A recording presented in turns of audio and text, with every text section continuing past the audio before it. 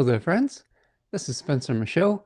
Today we're going to be talking about the astrology of January 2026. Oh my gosh, 2026 already.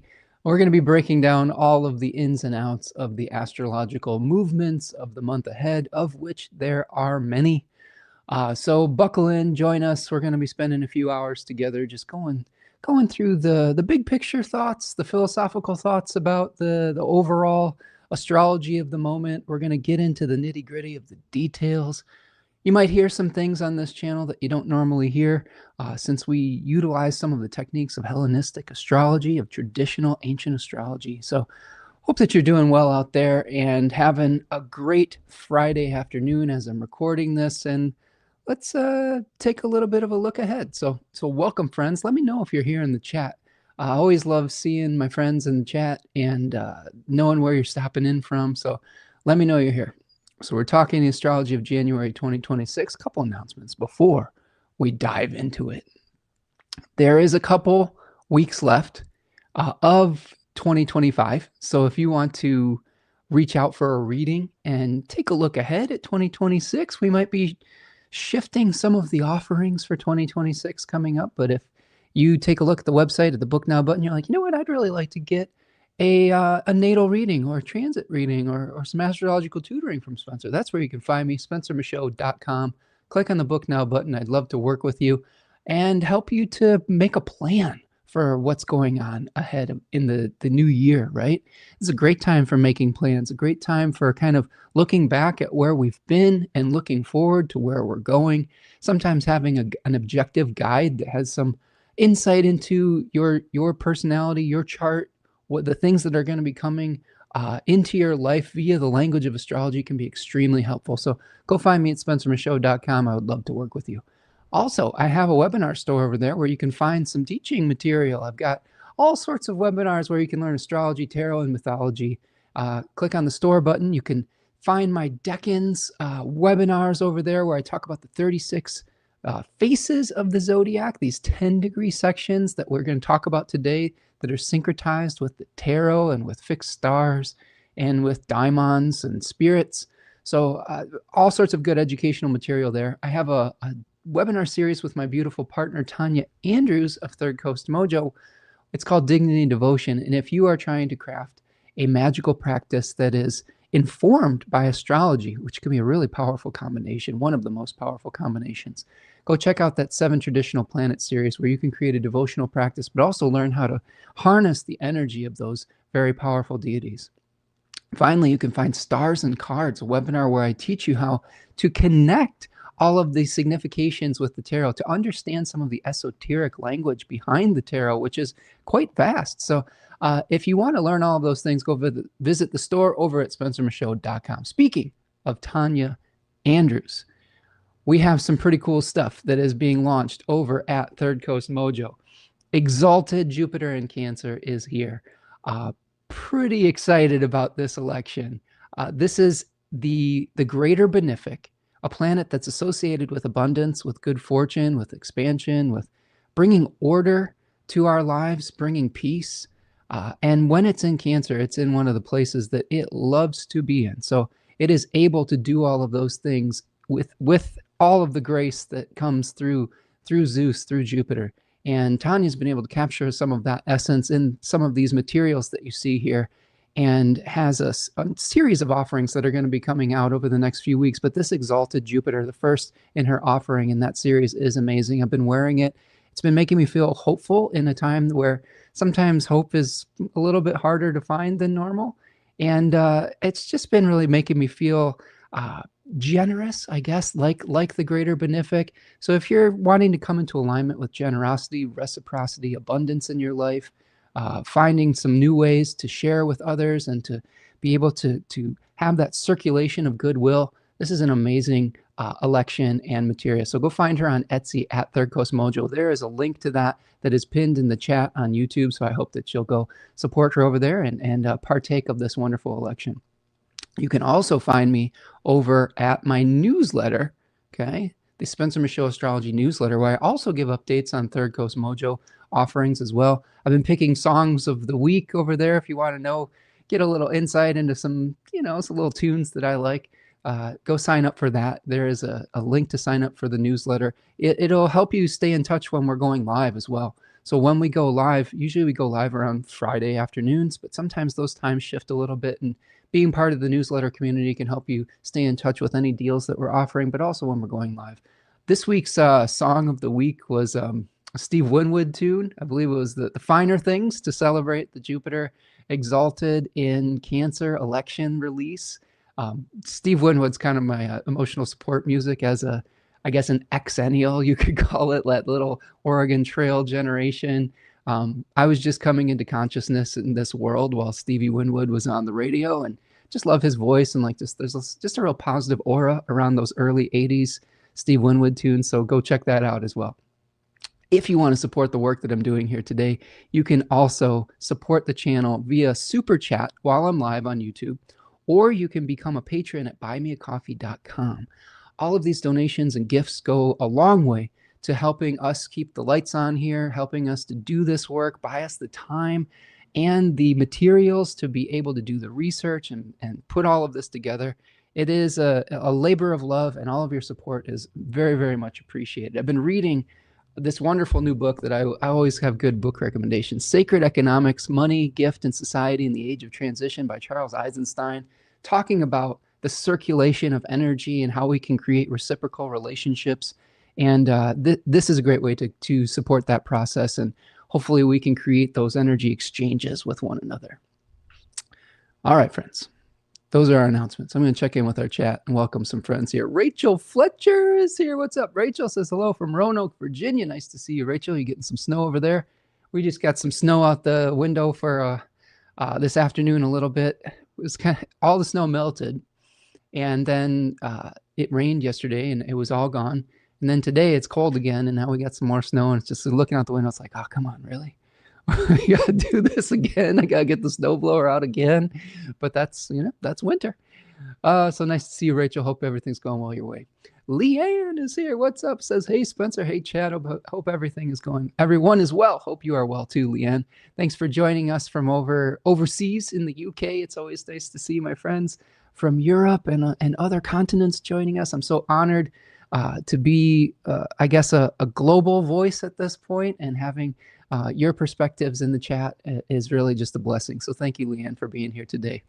Javiera is here. What's up, Javiera? Says, hello, everyone. Hope everyone's having a lovely day. Javiera is, of course, another international friend joining us from Canada via Nicaragua, I believe. So a globetrotter, if you will. So welcome, Javiera. Hope you're doing well, my friend.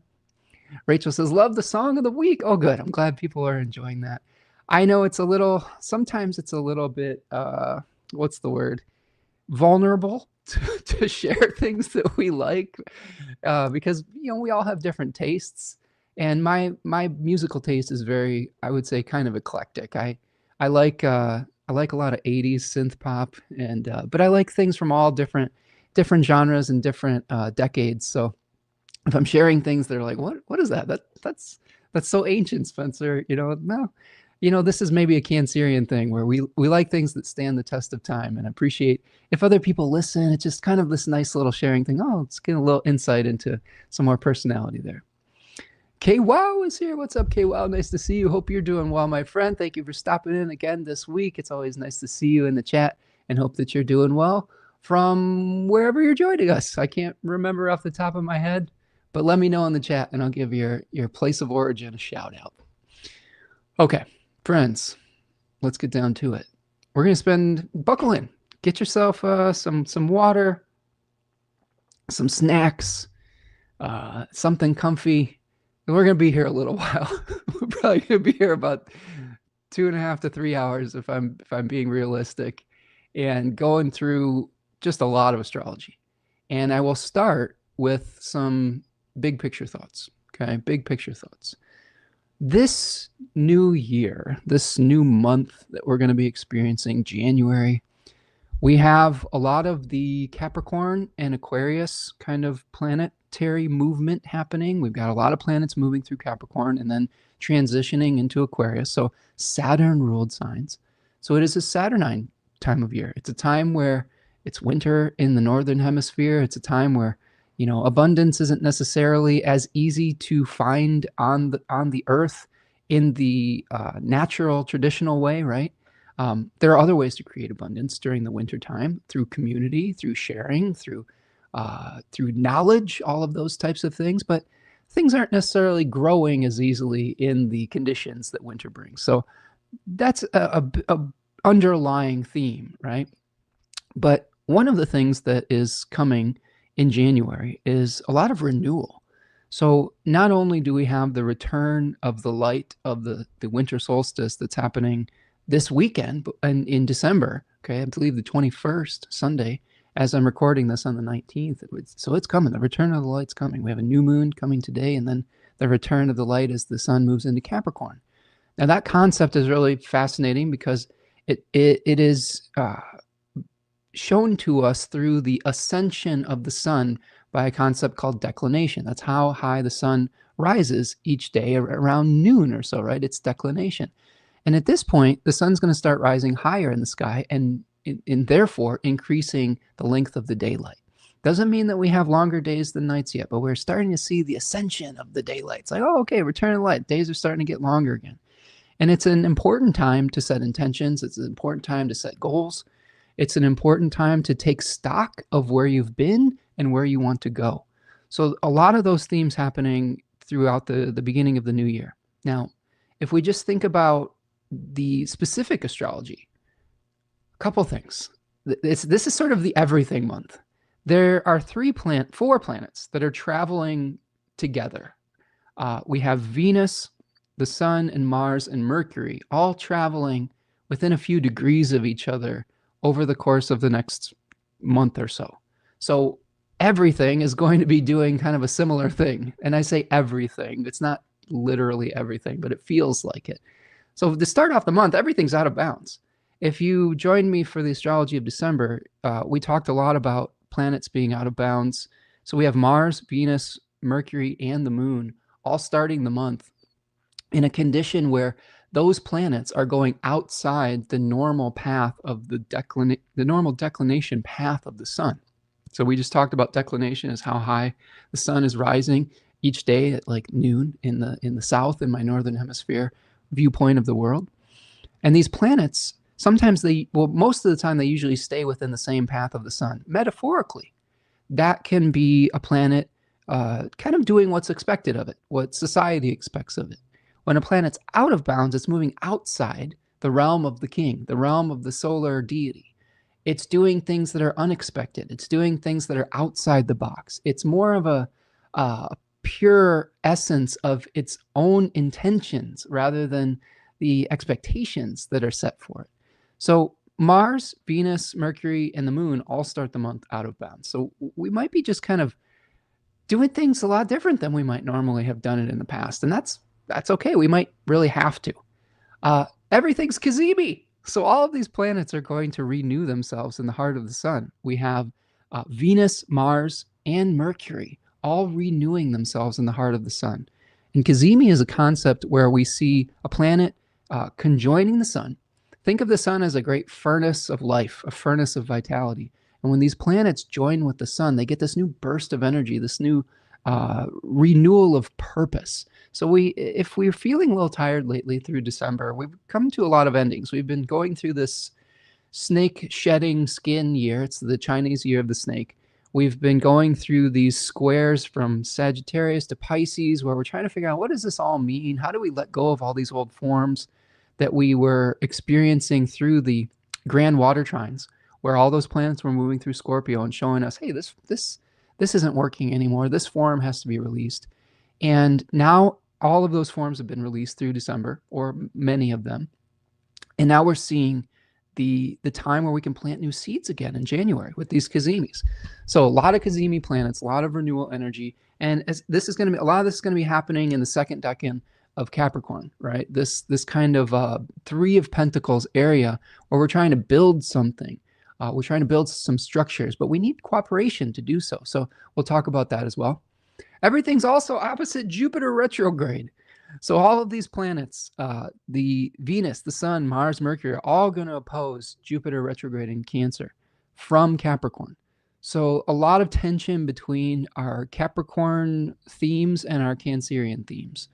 A lot of the Jupiterian themes we've been talking about is how do we create a more fair and just and equitable way of supporting ourselves and others that doesn't necessarily diminish others. This is part of why I'm doing the research like this, Sacred Economics. This book was recommended to me by Robin Wall Kimmerer in Braiding Sweetgrass, and also, what was the other book? The Service Berry. Robin Wall Kimmerer, excellent, excellent author, a biology professor, but also an indigenous wisdom practitioner, and somebody who really thinks about reciprocity, how to create and come into alignment, really more appropriately, with the abundance that is around us all of the time. And one of the things I've been thinking a lot about is nature is extremely abundant. It's always creating, it's always providing, it's always gifting its energy to us and to other creatures that we inhabit this planet with. And one of the points in the very beginning of this book, I'm not finished with Charles Eisenstein's book yet, but one of the beginning issues with this is it's not an issue of abundance. It's an issue of distribution. So how do we facilitate distribution? How do we facilitate circulation of energy where the energy doesn't stop in one particular place and get hoarded or get blocked or things of that nature? So if we come into alignment with the idea that that abundance is out there, and how do we start facilitating more meaningful exchanges, I think we can navigate this Jupiter opposition with all of these planets. But we are going to have to decide how we want to build and how we're going to do that in a way that is in alignment with our integrity. After all these planets oppose Jupiter, they're going to move into Aquarius and they're going to conjoin Pluto. So we have these like Pluto conjunctions. So a lot of these things are going to be social issues that come up. Big picture thoughts. There's a lot of talk in the news about health insurance and how do we get people the health care that they need. A lot of times in America, at least, we have a lot of really important legislative things that happen in January. We have transitions between different presidential, administrations during this time. There's a lot of new laws that go into place for the new year, etc. So a lot of those kind of larger picture things are going to be happening. Now, these conjunctions are going to be happening pretty close to a fixed star called Altair at about 2 degrees of Aquarius, 2 to 3 degrees. And that is a fixed star associated with the thunderbolts of Zeus, the weapons of war for Zeus, unfortunately. So I think there could be some military things that we're working through with Altair placements, especially with Pluto in the mix and some of the corruption that becomes exposed with that. Pluto is a planet that exposes corruption. And we might be seeing some of that happening with all of these planets conjoining Pluto around that fixed star Altair. So something to keep an eye on as we move forward. We also have, speaking of, potential warlike planets, Saturn and Neptune are going to be moving into Aries around this time as well. I think that Neptune goes first in January. Saturn will move into Aries in February. So something to keep our eyes on. Now, the other thing with January that is really sticking out to me is there is a long, and I had 4 O's to make it that long. 1 O for every day the moon is void of course. So void of course moons there's different ways of interpreting a void of course moon. The modern way is that the moon is not going to make an aspect to any planet for, I believe, 30 degrees, but it doesn't necessarily cross sign boundaries. The Hellenistic or traditional way of measuring a void of course moon is a planet doesn't make an aspect to a traditional planet for 30 degrees, but it does cross sign boundaries. And that is much more rare. Okay, it's much more rare to have that condition. And in this case, we have a void of course moon that lasts for 86 hours and 38 minutes. So 4 days of a void of course moon. And of the more rare type of it. And generally void of course moons talk about feeling a little bit aimless. Wandering is sort of like being in a land where you're just kind of wandering around aimlessly, and they would say that nothing would come of the matter. So we have a period of time between the 18th and the 22nd of January where we might feel a little bit unmoored because of this void of course moon. It happens right after the new moon in Capricorn 3. So I want you to keep an eye out for that too, and I will give you all the details of that so you can prepare for it. I guess just one other thing. There is a pattern that a lot of these planets are going through, since most of these planets, Mars, the Sun, Mercury, and Venus, are all in a similar place. Many of the planets are going to sextile Saturn and Neptune, and then trine Uranus, okay, and then ingress immediately into Aquarius. And then finally, they will conjoin Pluto. So it's a pattern that we're going to see. So they're going to sextile Saturn and Neptune, trine Uranus, ingress into Aquarius, and then conjoin Pluto. So all four of these planets, Mercury, Venus, Mars, and the Sun, are going to do that pattern over the course of January. Okay, so those are sort of our big picture thoughts. I'm going to check back in with the chat here. Marietta is here. What's up, Marietta, aka Trauma Raised Me? Nice to see you. Hope you're doing well, my friend. Nice to see you joining us again in the chat. Says, great, the great giant going retro and dragging all of us with him. Yes, exactly. So yeah, we have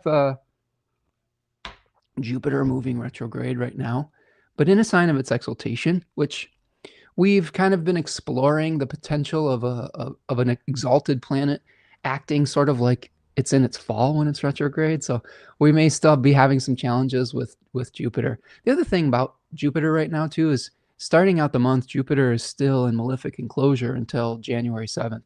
So I will show you that as well. That's from the 15th of December to the 7th of January.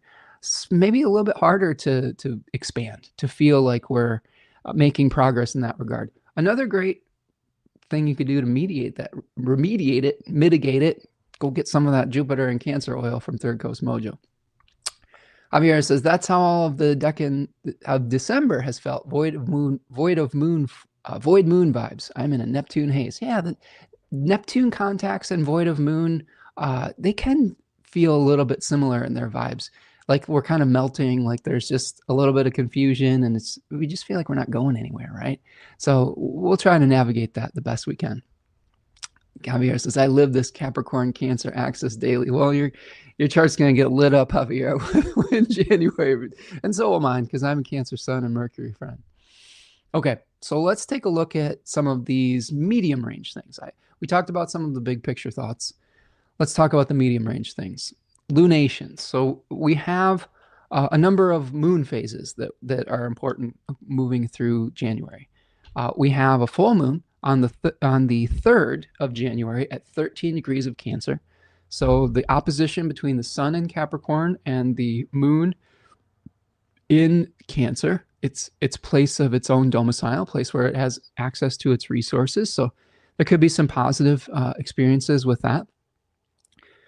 Those two decans with that full moon, the hard work of Capricorn 2 necessary to build something great or ambitious, and then sort of the ability to enjoy our abundance that we've created in the peak of summer in Cancer 2, the ability to grow within a protected space. So if we have ambitious projects that we're doing, we might have to think about, how do we protect these at this full moon? How do we do this in a way that doesn't expose it to early criticism that might derail the project? These are things that we work through when we're trying to build something, but also grow in healthy ways. On the 10th of January, we have a last quarter moon at 20 degrees of Libra. So this is the Sun in Capricorn 3, the third 10-degree section of Capricorn, squaring the moon in the third 10-degree section of Libra. That third decan of Libra, a Four of Swords syncretized decan with the tarot. And we were kind of looking at how to maintain a healthy center when things are sort of swirling around us. Think of that as the eye of the hurricane decan. How do you keep your composure when you are trying to work through all of the challenges, especially the challenges of taking on extra responsibility that the Sun may be pushing us towards in Capricorn 3, of taking on the mantle of the throne, I guess you could call that. That's the name of that decan in 36 faces. When we're trying to take on that responsibility, how do we stay centered? How do we stay balanced? How do we make all of the adjustments needed so that we don't burn ourselves out? On the 18th of January, we have a new moon at 28 degrees of Capricorn, that throne decan that I was talking about. And I'll break down all of these as we go along. But that new moon is interesting to me because that new moon sort of kicks off the long void of course period. So we may be planting seeds for taking on new roles of responsibility to be able to increase our material wealth and things of that nature. But we may not be able to unfold it right away after that new moon. We may have to kind of let some things take care of themselves, unfold, and by the 22nd, we might be able to take more action. One of the things that I'm thinking about with this is we may be wanting to expand what we do materially, but the rules of the game are changing. Just think about, like, in the United States right now, the rules of getting health insurance are completely in flux right now. We don't have a vote on extending ACA subsidies and things of that nature. Health insurance could be the same price, or it could be 3 times more expensive. And all of those things are in flux right now. So we have to be flexible with that. We have to work on what we can work on as individuals while still advocating for the changes that we want to see on a collective level. But there might be some patience required with that because we don't necessarily have all the information yet. And those big macrocosmic changes are going to be happening in real time throughout January. And we've got some conflicts that are starting to bubble up too that could complicate things as well. So I think all of those things are going to require us to have patience, require us to be flexible, and to work on what we can control, and then release some of the anxiety about things that might be out of our control. Ingresses. So actually, one more lunation. We have a first quarter moon on the 25th of January. Once we are into Aquarius season, we're going to have an exalted moon at 6 degrees of Taurus squaring the exiled sun in Aquarius. So this first quarter moon, those are interesting placements because we may be feeling a little bit pushed to the fringe with the Aquarius one sun, but the exalted moon brings us resources. But the kind of caveat with that is the first decan of Taurus sometimes brings worry. It's the Lord of worry about having enough, about scarcity. And we can talk about how to feel abundant, even if we are not necessarily having material possessions. I've been talking a lot about this with friends, family, etc. How do we create abundance in this world in a way that is almost divested or detached from just even monetary systems in general? Yes, we need money. Yes, money is not necessarily an evil thing, but we do need to understand how to create abundance, how to create success and reciprocity and circulation, not just tied to that fiat currency. And those questions might be coming up during that first quarter moon quite significantly. Okay, let's talk ingresses. So ingresses, that's a fancy word for a planet moving into a new sign. So on January 1st, Mercury moves into Capricorn, moving out of its exile, out of a place where it's uncomfortable in Sagittarius, and into a place where it's a little bit more practical.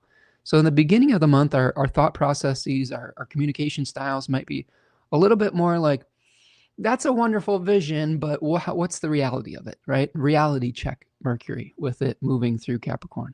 On the 17th of January, Venus moves into Aquarius.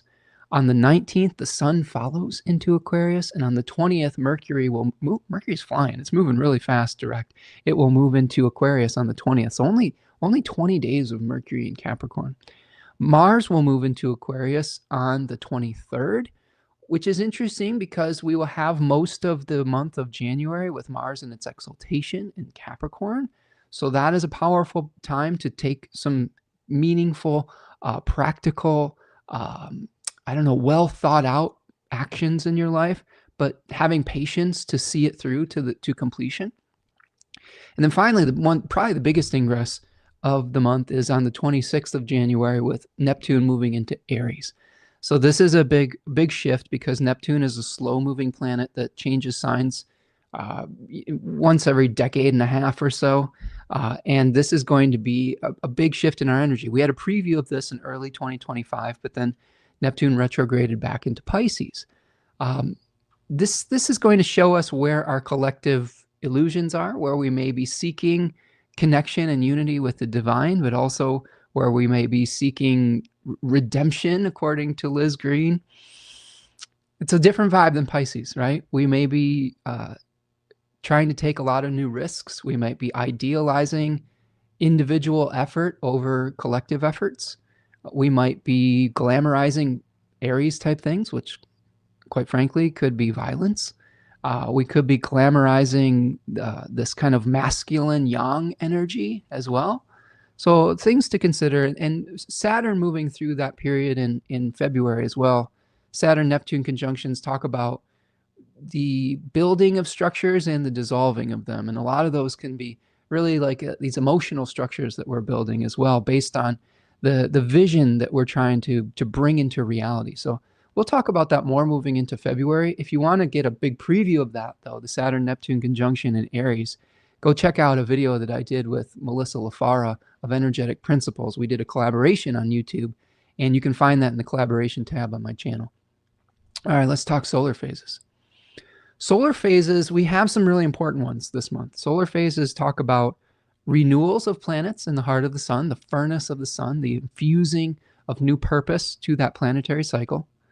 Also, when planets will emerge from the beams, those are often called moments of phasis, where we are seeing a concentration of that energy and messages that we need to pay specific attention to. So on January 6th, Venus is cazimi at 16 degrees of Capricorn. There's a period of time between the 6th and the 9th where both Venus and Mars are going to be renewed. So that's a powerful first week of the month here. On the 9th, Mars is renewed in the heart of the sun, cazimi, at 19 degrees of Capricorn. We see also the day before that, Pluto is moving under the beams of the sun.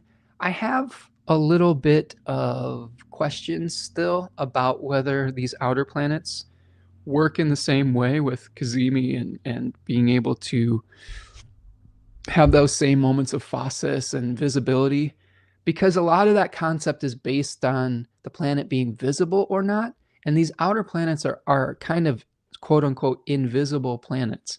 So I'm not sure that that same concept applies, but it's worth an exploration. We could test it, right? So on the 8th, Pluto will go under the beams of the sun at 2 degrees of Aquarius, right? Where we're talking about that pretty activated degree on the fixed star Altair.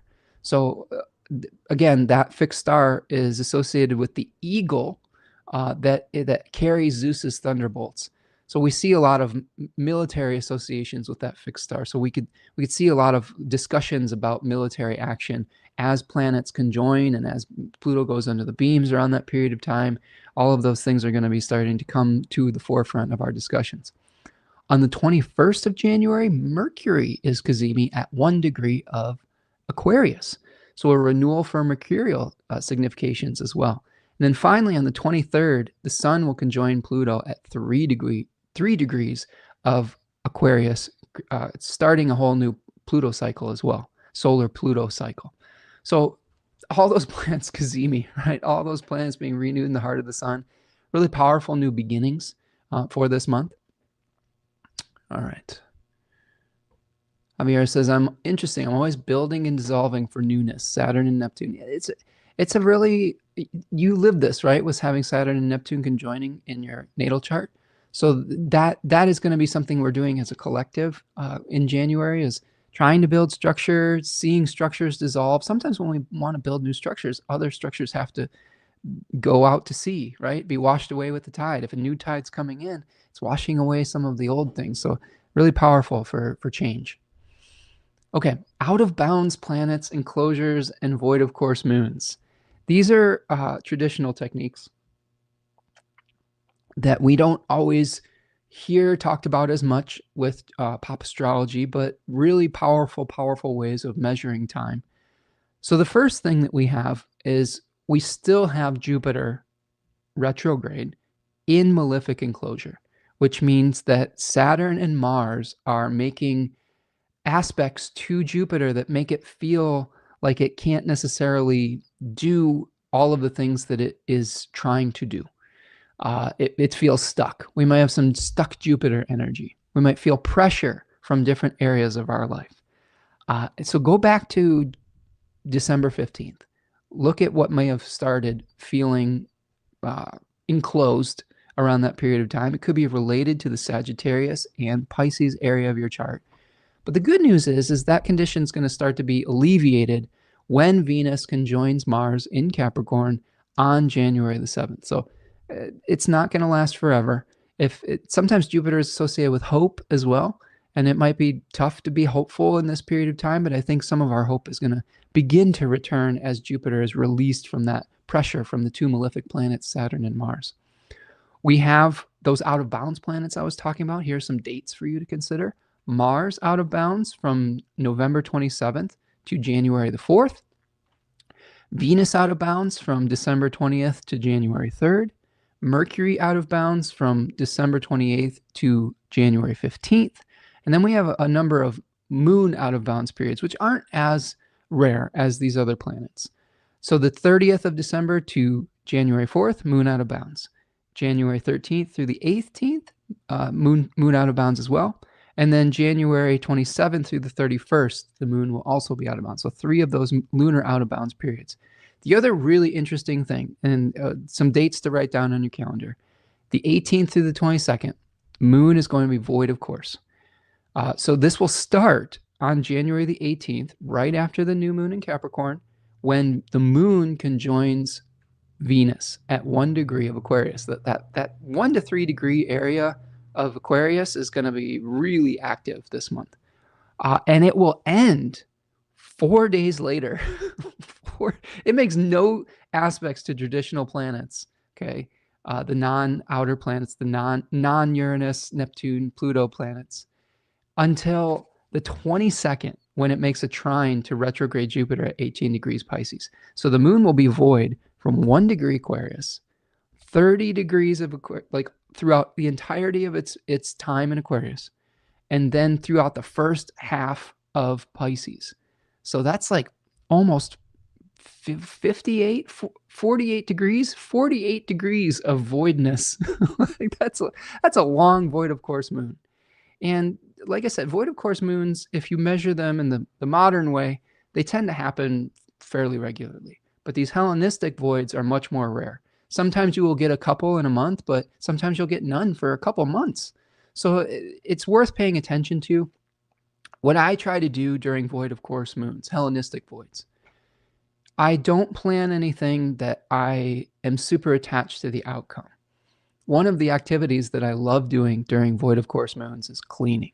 I love organizing like a dirty, like cluttered up space. Like cleaning your attic out or getting rid of a bunch of stuff. Those are the types of activities that I think Hellenistic void of course moons can be really supportive of.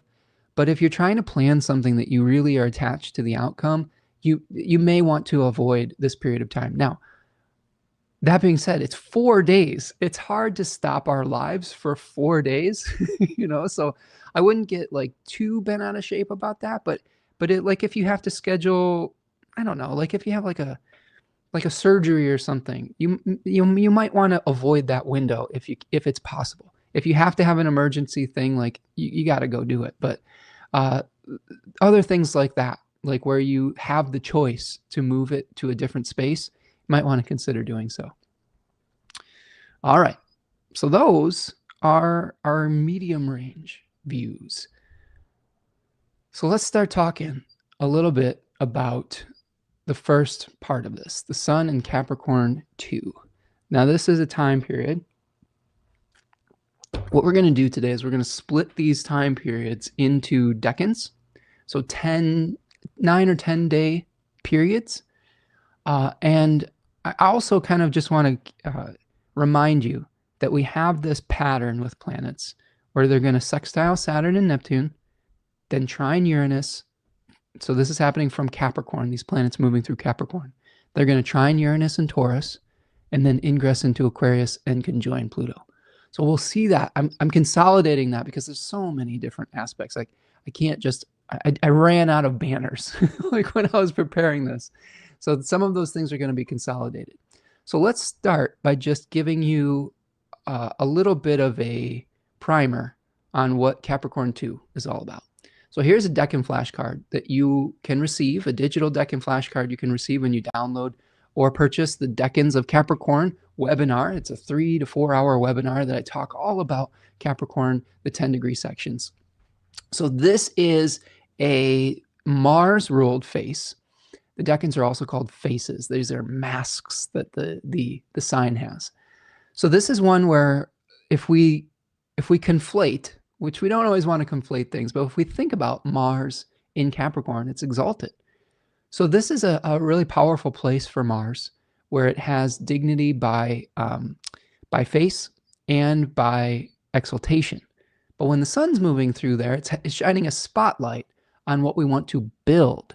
We looked at the first decan of Capricorn, where you could see here the Two of Pentacles, where we're thinking about changes we want to make, and we're trying to decide where we want to build our next material process, what our goals are. Powerful time for setting intentions when the sun is moving through Capricorn 1. That's happening starting this Sunday, the 21st. So it's a good time to set intentions at the Yule, right? But when we get into Capricorn 2, we've decided what we want to do. We've weighed the pros and cons. We've weighed the advantages and disadvantages of a physical place. We've thought about the materials that we have, or the materials that we need. And now in Capricorn 2, we're toiling. You know, this is what Mars does. It takes action on those thoughts that we had. You can see in the Three of Pentacles, we have a communication between the artist crafting a very ornate cathedral. We have the clergy, and we have the government official. So when we are doing things that are ambitious, like the Lord of Material Works is the name of this card in the Golden Dawn's book T, we sometimes can't do this alone.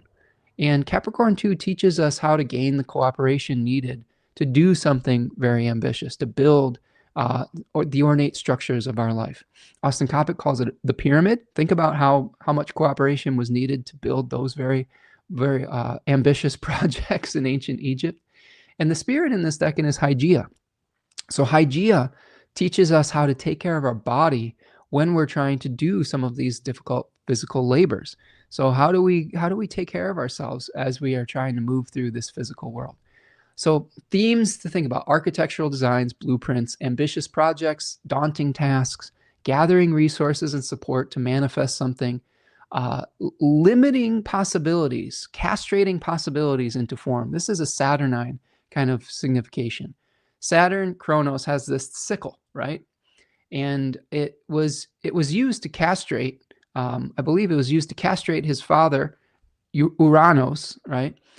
But this is one of the Saturnine significations. How do we castrate all of the wave of possibilities, eliminate some, so that one can become real? And I think that's what we're trying to do here in this decan too. How do we make this wave of possibilities? How do we bring it into form? Proper maintenance of bodily and mental health, important for when we're doing these things. This decan has associations with assembly line, means of production. How do we get things done? How are we going to be most efficient in our work?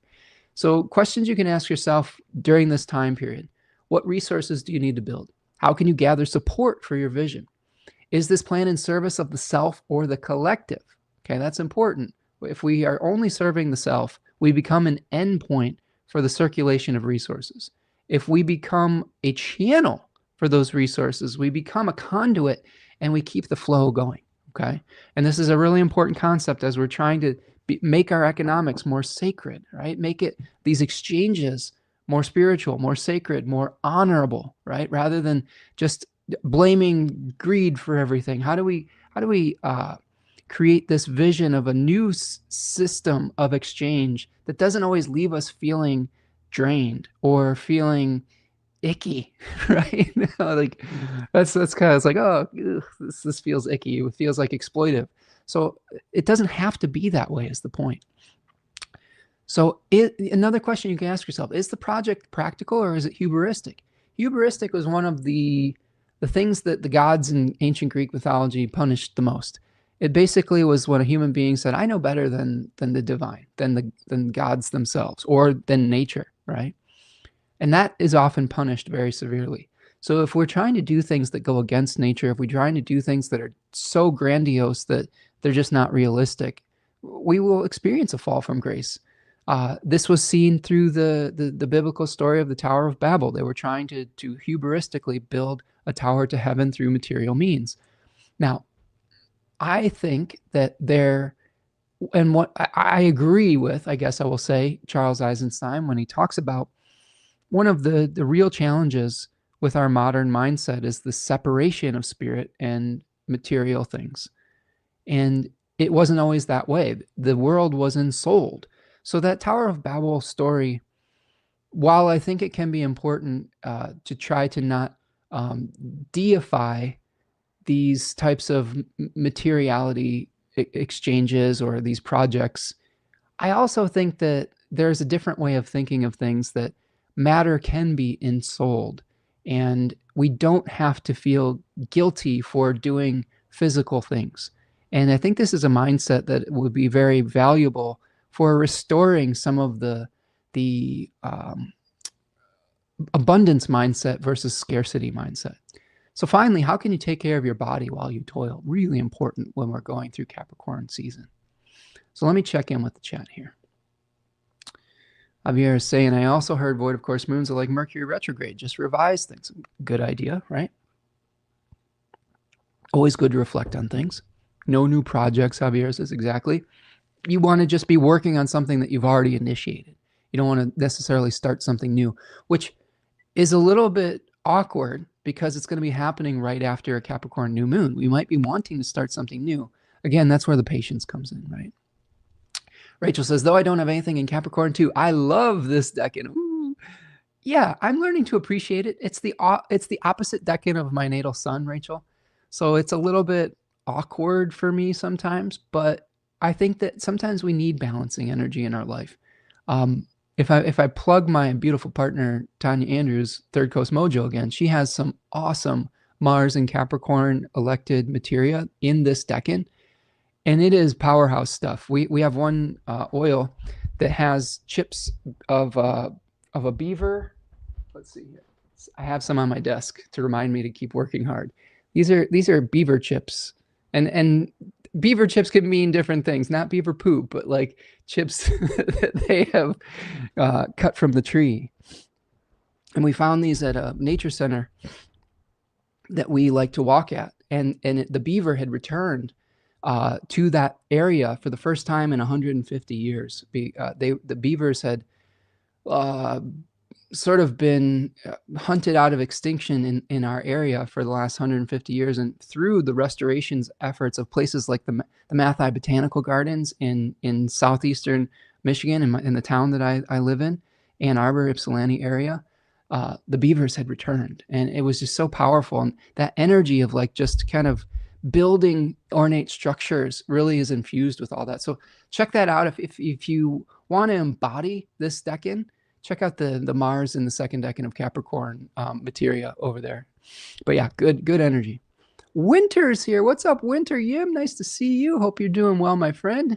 Thank you for letting me know that you're here. I hope everything's going well with you, Winter. It's been a long time since we've talked, and you'll have to give me the life update pretty soon, my friend. But nice to see you here in the chat.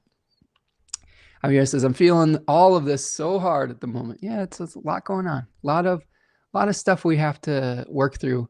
A lot of things we've had to let go of, and a lot of things that we're going to need to bring into a new beginning. Winter says, all my Capricorn placements, Neptune, Uranus, North Node, Descendant, are all in this decan. Oh, man. So this is a good one for you, Winter. This is one where, working, hard work combined with delegating, right? With getting the help that you need, not burning yourself out. I know you're a hard worker, Winter. And that's one of the things we have to be careful of when we have this decan, is we have to be able to take care of our body so that we can do these ornate things without trying to do too much, right? So how do we have a balance between the hard work that we do and the pressure that we feel to do something great, and the rest that we need to do to take care of our bodies? K Wow says, my child's natal chart has this Mars placement. Ooh, boy. I bet they don't really take no for an answer. Like, I bet they're pretty ambitious. I'm picturing a child with this Mars placement loving to build like really crazy castles out of Legos, you know, like you give them a Lego set and they're like, they sit there for hours just building these ornate structures and pyramids and things like that. You'll have to tell me if they're a builder. So yeah, that would be what a good outlet. If they aren't, that you might want to consider that. Javier says, I'm becoming besties with Hygeia. A good thing to do. Hygeia, the spirit in this decan is the personification of health. Okay, so how do we take care of our health when we're going through these changes and doing this hard work that's necessary? All right, so let's start looking at what kind of things we're going to see through January 1st through the 10th. First of all, let's take a look at, let's bring the chart up here. So there's the chart. As we start out the month, Mars, Venus, Mercury, and the moon are all out of bounds. So again, just to review, these planets are acting outside the normal, socially acceptable way. In some respects, they are more pure expressions of their own intentions. So Mars wants to sever and separate. Mars wants to take action. Mars wants to fight. You know, Venus wants to bring harmony. Venus wants to create beautiful aesthetic things. Mercury wants to communicate. Mercury wants to ask questions, cast things into doubt. The moon wants to have a supportive, nurturing energy. It wants to feel emotions. So all of these things are going to be, I don't know if they're expanded or they're just much more acute on some level. I think it's an opportunity with caveats. It's an opportunity for us to take actions we might not normally take. It's an opportunity for us to sever from things that we would be too afraid to let go of. All of these are Mars significations. It's an opportunity for us to do something artistic that we might not normally take a risk on, to try something outside the box. Maybe it's a new food, maybe it's a new expression, maybe it's a rebrand. I know both Tanya and I are kind of considering some pretty significant rebrands of our business just as a way to freshen things up a little bit. There's experiments that are happening. Mercury, you may be communicating in a way that you haven't necessarily. You may be trying new ways to bring in income and facilitate exchanges and reciprocity. And with the moon out of bounds, not as uncommon, but you may be having emotions, feelings, and memories that come up that are that you wouldn't normally be experiencing. So that's the beginning of our month, as all of these planets are out of bounds. It's kind of a wild card beginning. So the first day, we have Mercury squaring Neptune. You could see here Mercury at 29 degrees of Sagittarius, squaring Neptune at 29 degrees Pisces, and then immediately Mercury will move into Capricorn. To me, these planets have, because all of these planets have been moving together, like Mercury, Venus, the Sun, Mars, etc. We've gone through this before. And all of these planets in the previous weeks heading up to this will have squared Neptune and then moved into Capricorn. They haven't all done that yet, okay? They are doing that as we speak, as we record this. But we might feel this visionary quality, this challenge of trying to bring our vision into reality and do it in a way that isn't just completely unrealistic. What I will say, as each of these planets move into Capricorn, it's kind of the wake-up call. It's kind of the sobering call. It says, yeah, that vision is interesting, and it's good to have the vision. It's good to have the vision board.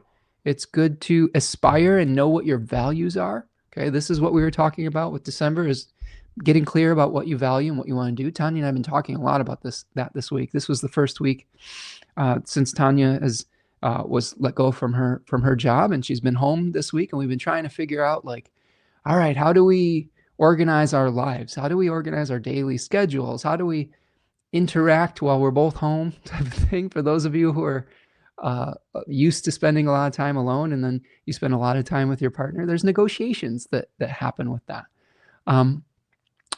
And we've been going on a lot of walks together, which has been really nice. And a lot of those walks are coinciding with, what do we want to do? What do we want? What value do we want to create in the world? What do we want to give to the world? How do we want that to look?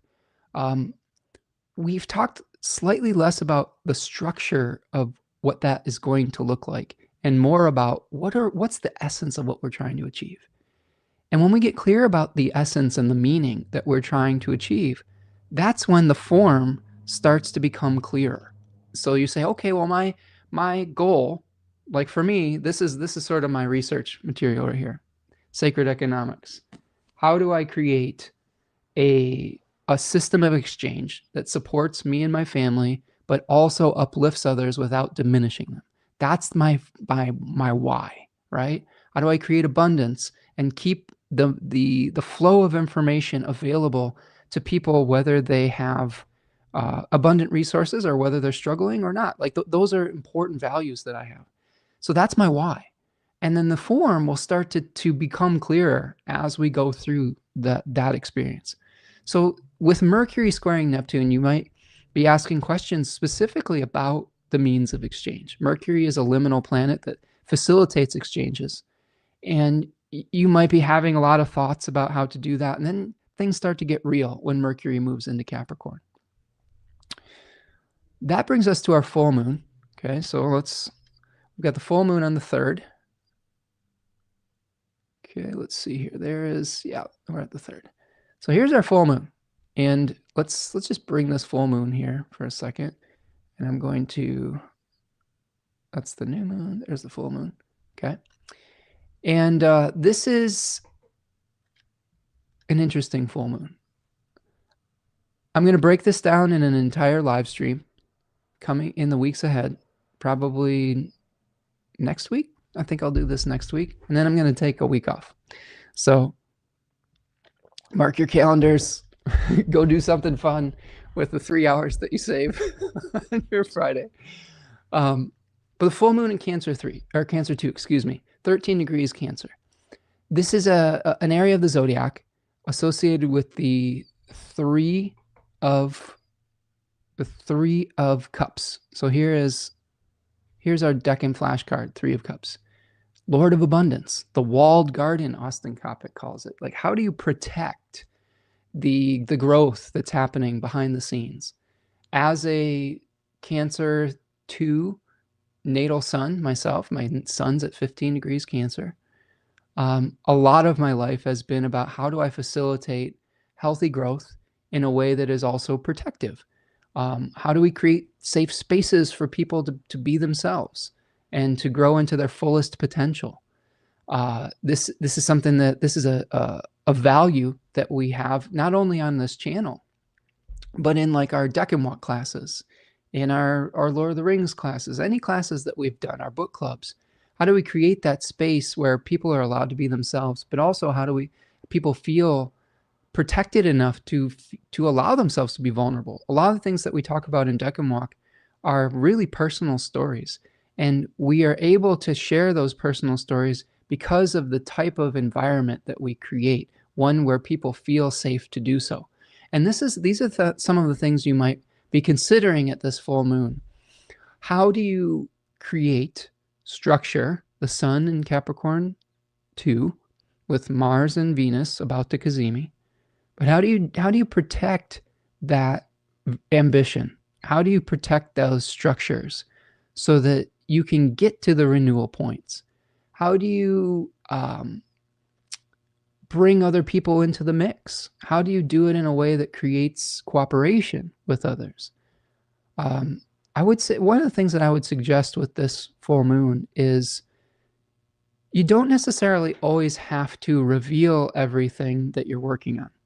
One of the things that I learned as a musician, as an artist, is sometimes you don't want to put your song out there too early, right? You want to give a few, have it go through a few drafts.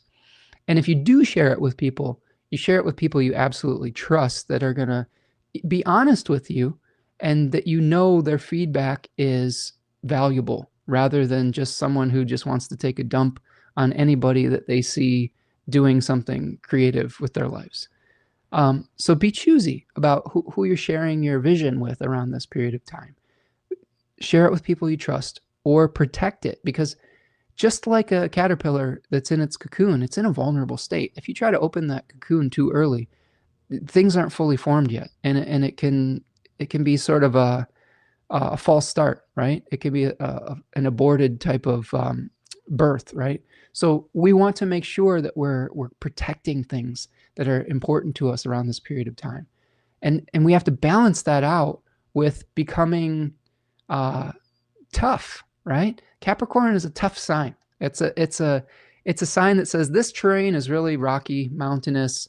You're probably not going to have all the cornucopia that you might have in summertime with all the fruits and vegetables that are ripening and abundant.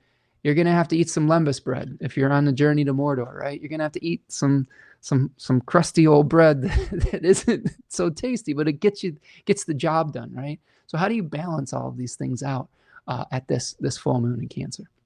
The good news about this full moon is those planets, Venus and Mars, are going to be moving into that cazimi condition.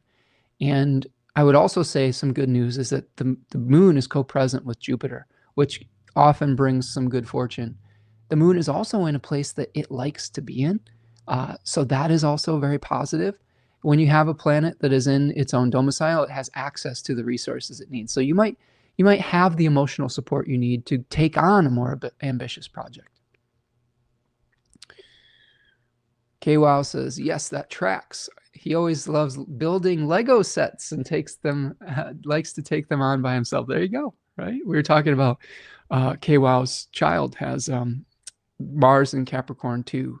And giving the planet something to do, like build something, can be a really positive way to make friends with those placements. Sometimes if we have planetary placements and we go through it with ignorance or a non-K, we can tend to manifest some of the negative parts of that. But if we consciously work with these energies and give it a job, like building something, they may be less destructive. Mars may be less destructive when it's given something to do. Painted Turtle is here. What's up, friend? How you doing, Lauren? It's been a while. Hope everything's going well your way and that life is treating you well, my friend. Nice to see you in the chat here again. Paintings by Mare is stopping in. What's up, Mare? Hi from windy and strangely warm day in Maine, listening while painting a new series of songbirds. Ooh, cool. My favorite bird. I got my favorite bird behind me. I don't know if y'all can see it. No, you can't. It's blurred out. It's a nuthatch. My grandfather made me a wooden carving of a nuthatch, which is super cool. And it's one of my most cherished possessions because it's one of a kind and it was given to me from someone that I care deeply about. So I hope that you're drawing some cool stuff there. Marietta says, my moon is in Cancer. Oh my goodness. I just did my nails in Christmas colors, red, white, and sparkly gold. Oh, I love it. Oh, and you've got a crying session this morning. Well, sometimes that can be cathartic, friend. So yeah, hopefully everything's going well.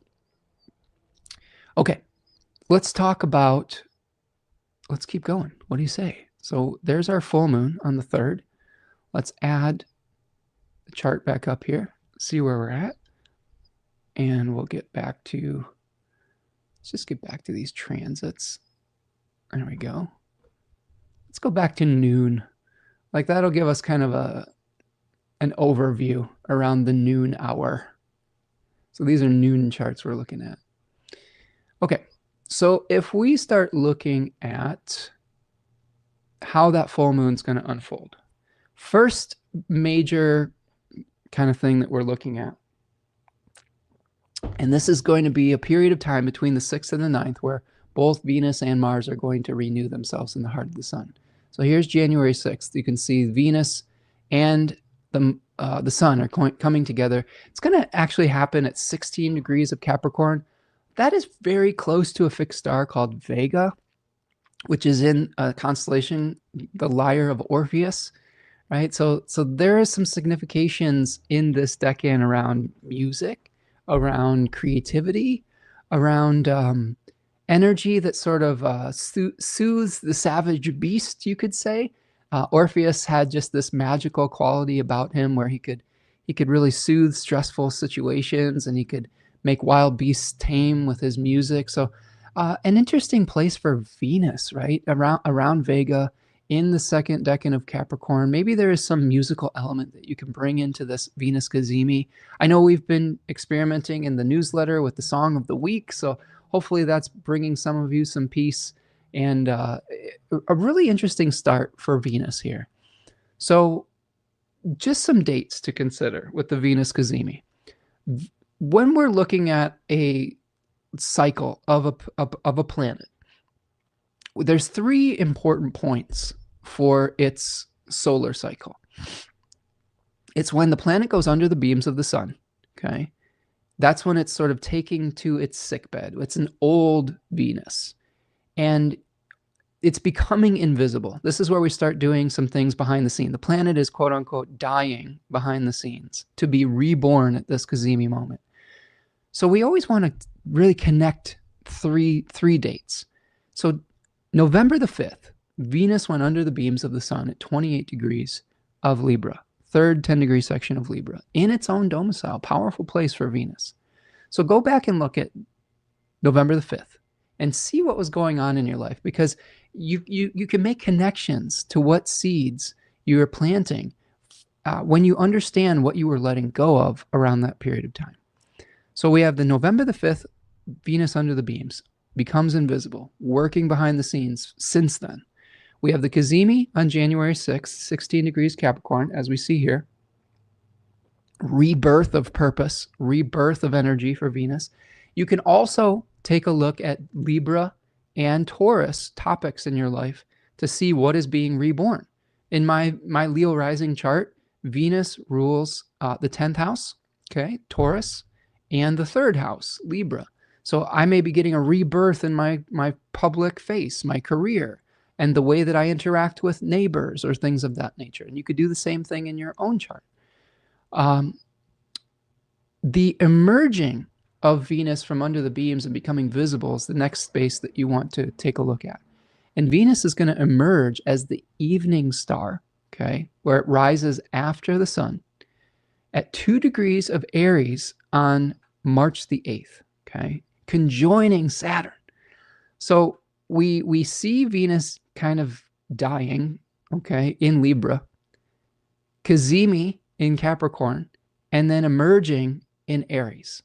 Interesting, right? So it might be this kind of this transition of Venus from maybe relying on other people and moving more towards self-reliance, maybe more towards an individual expression, maybe more towards kind of doing things that are an expression of who we truly are without necessarily having to ask permission or caring what other people think.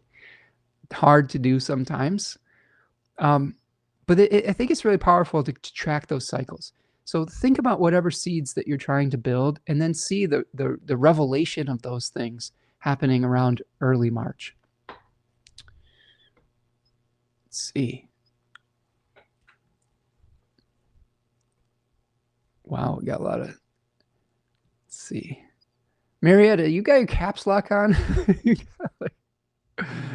It says I have a need to knit or do something with my hands. You know what? And if you need the caps lock on, if you're just really excited, that's okay. Like, Mare says, I love nuthatch. It's part of my series for sure. It's an awesome bird. I've been having these experiences out. There's a place called Kensington Metro Park around where I live, and for some reason the birds are very tame there. Probably decades of people, feeding them. And the nuthatches and the chickadees and even some titmice and woodpeckers will land in your hand and eat out of your hands. Super cool experience. And the nuthatches are always so interesting because they can climb down trees, and they represent, this is why this is such a powerful symbol, I think, for me and my grandfather. They represent bringing wisdom down from the ether in and grounding it and making it practical, making it useful. And that's something that I really love being able to do for everybody. Oh, you had a cathartic cry. Good. Love it. Venus is pretty prominent in the charts. Definitely. Got to help her cry, Ron. I wanted to take up the harp, but I play the violin. Nice. Oh, got it. Love it. Profound planetary movement. Excellent. Yes, I've been feeling that independent energy. Sorry, I do this. It's a bad habit. No, it's okay. You just are. It's very enthusiastic, and I love your enthusiasm. So if it is an expression of your enthusiasm, then it's all good with me, friend. Okay, let's keep going. So right after Venus is Cazimi, it will conjoin Mars at about, what is the degrees here? I've got it all written down. 18 degrees. 18 degrees. If we go forward a day here, we have Venus and Mars conjoining about 18 degrees of Capricorn. And this is interesting because when Venus and Mars come together, sometimes the resources that we need and the ability to take action come together. So after we get this Cazimi, think of Cazimi and the sun as a big spotlight. It says, I'm going to shine a big spotlight on what you need to do or what you might desire to do. When Venus meets Mars, having those resources and being able to take action on those resources is facilitated.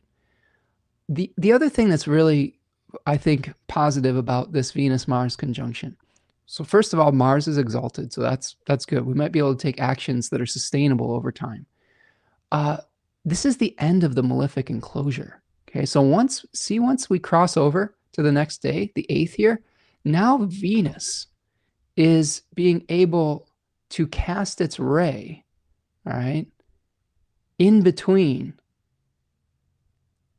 where Saturn and Mars are casting their ray. So Saturn's casting its ray on one side, Mars is casting a ray over here, and Venus is breaking it up.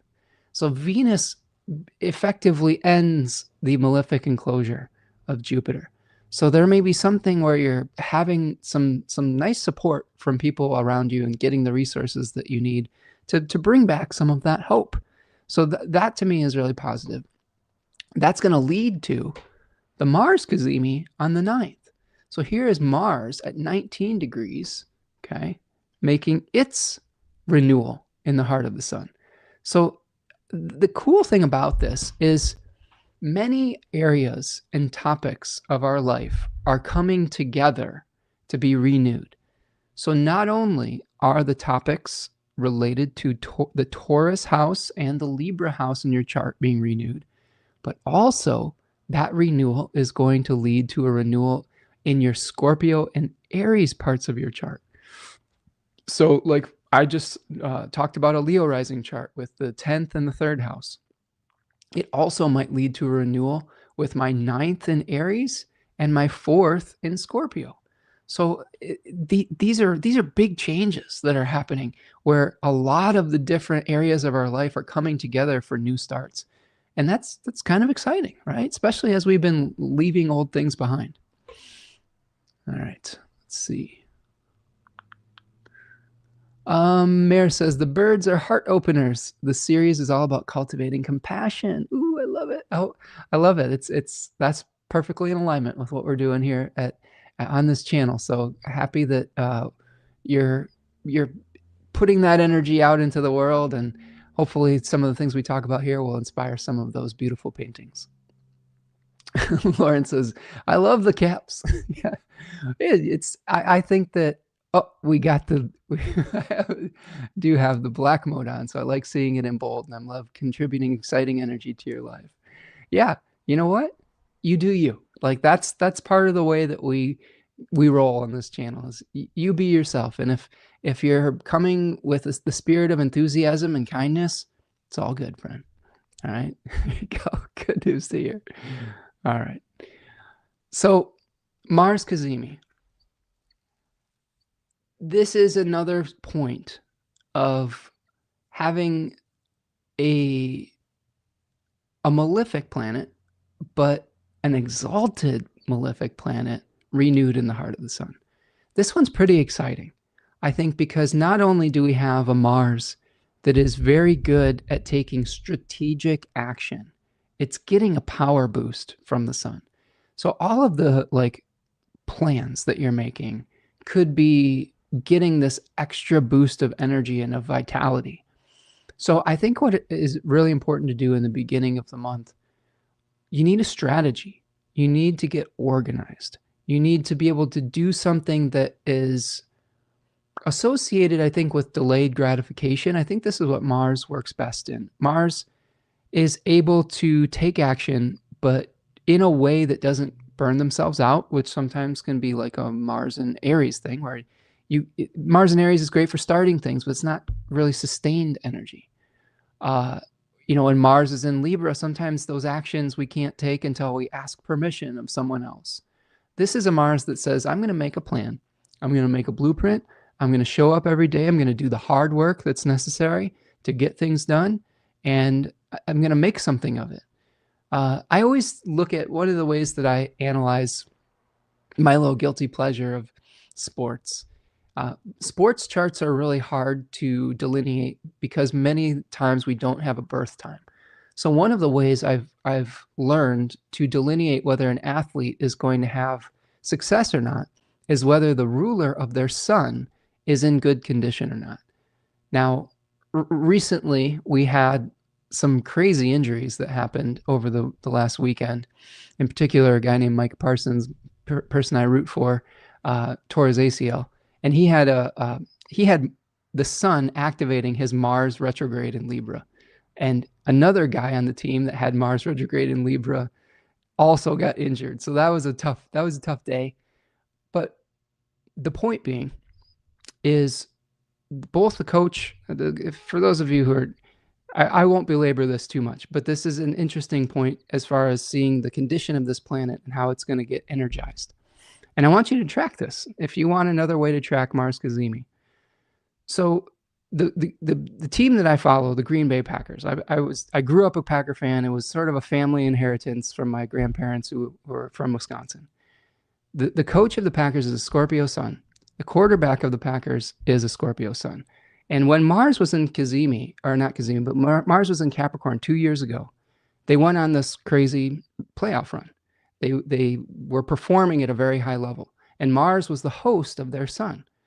So if you have an Aries or a Scorpio sun or planets in those places, Mars is going to be providing from a very exalted place. And this condition is happening again. And I'm going to test this. I'm going to see how well these guys perform, because a lot of pressure is on them now that one of their other best players, Mike Parsons, got injured. One thing I've noticed too, and these are just some random thoughts, but if you have a lot of Scorpio placements in your chart, sometimes you're at your best when your back is against the wall. When people have counted you out and left you for dead, Scorpio is really great at defending the dying life force. And I'm kind of excited that, I'm not excited. I don't ever like to see people injured, but I always am a little bit intrigued when there is a lot of adversity with Scorpio athletes, because they often perform at their best when the chips are down. So this is another way of saying too, if you've been facing adversity lately, this may be an opportunity, this Mars Cazimi, Mars exalted in Capricorn, to really fight your way out of it, right? I know in our family situation, we had a job loss. We had a budget cut job loss. And now we're having to really kind of fight our way to figure out where our next kind of security is going to be coming from. What our new structures are going to be that are going to support all of the things all the responsibilities that we have. And that can actually lead to some exalted outcomes. Sometimes we don't take the actions necessary to build abundance or to try new things if everything's status quo. Here's an example of this using my sports metaphor. Bear with me. A guy like Micah Parsons, he's a phenomenal, ridiculous athlete. He's a 6'3", 250-pound linebacker that runs, if any of you are familiar with running, he runs a 4.3 40. That's crazy and ridiculous and really like special and unique. One of the problems is he was so good that everyone else kind of watched him and may not have been working at their own best capacity because they were like, well, Micah's going to do something incredible. That can limit other people's potential. When you lose something like that, when you lose something special like that, it forces other people to step up. If we play that metaphor out into a non-sports analogy, if you lose something that you took for granted in your life, it may force you into doing something in a way that you might normally not do. Like this, I'm excited for my coach and my quarterback of my team because they're going to be forced to think outside the box. They're going to be forced to make up new innovative ways of utilizing the players that they do have to be able to survive, because they have to. They can't rely on this one special player anymore. You might not be able to rely on your one special thing that you had that you were attached to. And it may force you outside of your comfort zone, but may lead to even better outcomes because of that. That's kind of neat to me, and an opportunity to turn a negative into a positive. So think about that as we're going through the Cazimi of Mars, is how do we turn what initially looks like a really difficult blow of fate and turn it into the types of risk-taking that we need to build structure that we might not have been able to build had things been the same. All right. All right. So let's keep going. So if we look at the time period, the end of Capricorn 2, from the 9th to the 14th, we are going to have a series of planets that are going to oppose Jupiter. So you could see here this big stack up of planets: Mercury, okay, Venus, Sun, Mars. They're all going to oppose Jupiter here. And generally, they're going to be opposing from the third decans of these two places. Mercury will oppose Jupiter retrograde from the second decan to the second decan of Cancer. But the Sun, Mars, and Venus all are going to be opposite from Capricorn 3 to Cancer 3. So this is an opportunity to kind of break down what Capricorn 3 means, because we're going to see the Sun start to move into this decan, and these themes are going to play out for these other planets as well. So let's take a look at that first. But the 9th through the 14th, all these planets opposing Jupiter. Now, just from the big picture of thought, we talked about this a little bit earlier in the show. It's funny, Lauren, that you showed up today. I was thinking about you the other day. I was like, I wonder where Lauren is. I wonder where Lauren's been. You have to let me know what you're working on, Lauren. I bet it's something exciting. Synchronicity. But I think that the main theme with these planets opposing Jupiter is thinking about that quality of how do we create abundance in a way that doesn't necessarily create scarcity for somebody else. And how do we share resources versus hoard resources? How do we do this in multiple areas of our life? One of the things I like about Charles Eisenstein's book is he talks about different non-Western cultures. And like, yes, there are some of these cultures that are living in abject poverty. He talks about there's half the world is living on less than $2 a day. And in some of those cases, that is a very bad thing. In other cases, their lives are richer than ours in Western civilization for reasons that not every part of their society is monetized. We don't have to have this like exchange of this imaginary fiat currency for everything. They have a communal way of living that is based on reciprocal help of one another. Like, for example, like they may be, if someone doesn't have enough food, the community comes together to feed them. If they don't have enough childcare, the community comes together to take care of those children. And it's not based on money. And that to me is an interesting place to explore, because as wealthy of a nation that America is, there is something that is so impoverished about it, that we're missing so many things. There's an emptiness and a loneliness that comes with this a lot of the time. And it's because that this feeling of scorekeeping through the language of fiat currency is dehumanizing in a lot of ways. It's not how we evolved as a species. We are actually much more communal of a species than we like to think. And I think that these oppositions are going to be having us asking a lot of these questions. Now, one of the things I will bring up here is we'll start looking at this deck and flashcard related to Capricorn. And this will give us some insights into this. We already kind of looked at Cancer 3 a little bit. We'll look at that again in a minute. But keep this in mind as these planets come into opposition. So Sun in Capricorn 3. We talked about the building quality of Capricorn 2. We had a Mars ruled decan. Now we have a solar face in a Saturn rule sign. Okay.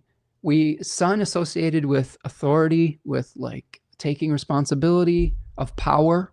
So this decan is called the Lord of Earthly Power, or the Lord of Power in Book of Thoth and Book T. Austin Coppock calls it the throne. And you can see here you have someone sitting on the throne and potentially hoarding these solar discs, holding very tightly onto their resources. This decan, it has themes associated with administration of power, CEOs, kings, thrones, feeling the weight of our responsibility, but also there's a signification of feeling enslaved to the material world, of gathering and hoarding wealth. And in the Kabbalistic tree of life, this is a Jupiter Sephira. 4s are associated with Jupiter on the Kabbalistic tree of life. So there's a secret Jupiter signification here where sometimes we have more of the element than we need, right? So gathering material wealth, but Hesed and Asya is what we're talking about, hoarding the flow. And in this case, this king is hoarding resources. Now you don't necessarily have to manifest the lowest nature of this. What's the higher nature of this? Well, I know a number of Capricorn 3 type people in my life. My daughter is a Capricorn 3 sun. My partner is a Capricorn 3 rising. I've got some other Cap 3 people in my life that I care about. One thing that I've noticed with them is that they are good at taking on responsibilities. Sometimes they don't even ask for them. They just show up and do the work, and they're reliable. So there is a reliability to this decan. So questions you can ask yourselves: what responsibilities have you taken on or been given? And how do you meet these? How do you manage the power you've been given gracefully?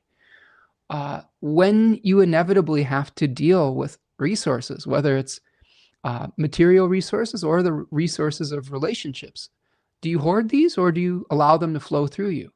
The negative Capricorn 3, someone like, I keep using the example Jeffrey Bezos, like he's an endpoint.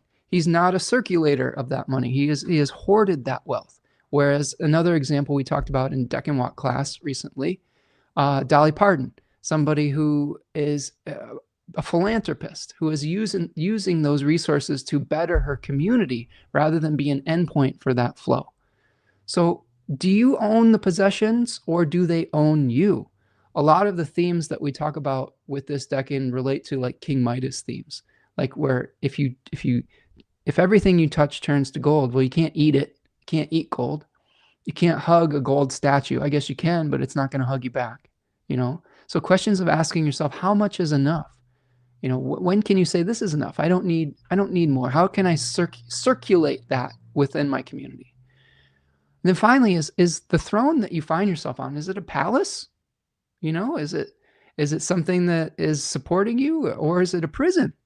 A lot of Capricorn themes. If you look at the major arcana card with Capricorn, it's the devil. And in it, you can see 2 figures. I'll find the devil card for you. The devil card shows us the power of desire to make us prisoners. We can be prisoners of desire.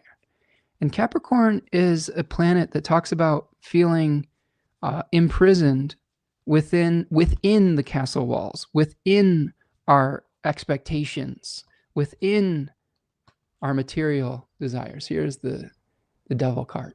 You can see that they're chained to that block, right? It's loose. Those chains are loose, though. Some of this is a choice. So do we become victims of our desire, or are we able to manage them? Do we become victims of our power? Do we become attached to power to the point where we just will do anything to keep it? Or do we utilize that power in service of others?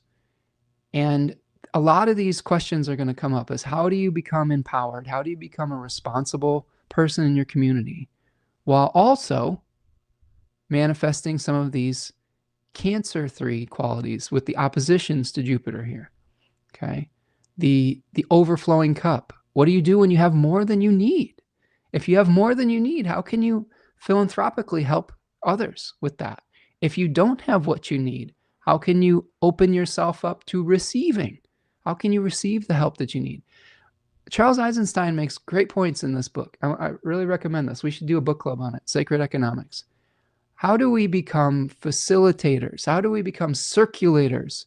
And how do we increase the effectiveness of the distribution of the abundance on this planet, rather than just seeing it consolidated in individuals or individual countries, individual people, individual handfuls of consolidated power? How do we distribute this? Because there are a lot of people that are going without, and it's not because there's not enough food in the world. It's because we're not getting it to the right places.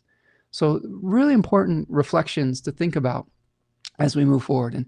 And how do we give without dictating the means of return? In a gift culture, in a gift society, we share because we understand that nature abhors a vacuum. And when we give, that energy is going to circulate back to us when it is appropriate, when we need it. Someone is going to have our back. You know what I'm saying? And we give because we understand that reciprocal flow of energy. We're not hoarding it. We're not afraid to give because of scarcity. We know that it will cycle back around. And it's a lot of interesting reflections. It's really challenging me. Because I know that for me, I have Mercury in Cancer 3 retrograde in the 12th. And sometimes, two things. Sometimes I get in a scarcity mindset. Sometimes I get in an over-generous mindset. I don't know if it's over-generous, but my exchanges aren't always equal. And I have to kind of feel through, okay, how do I create abundance for others without diminishing them or myself?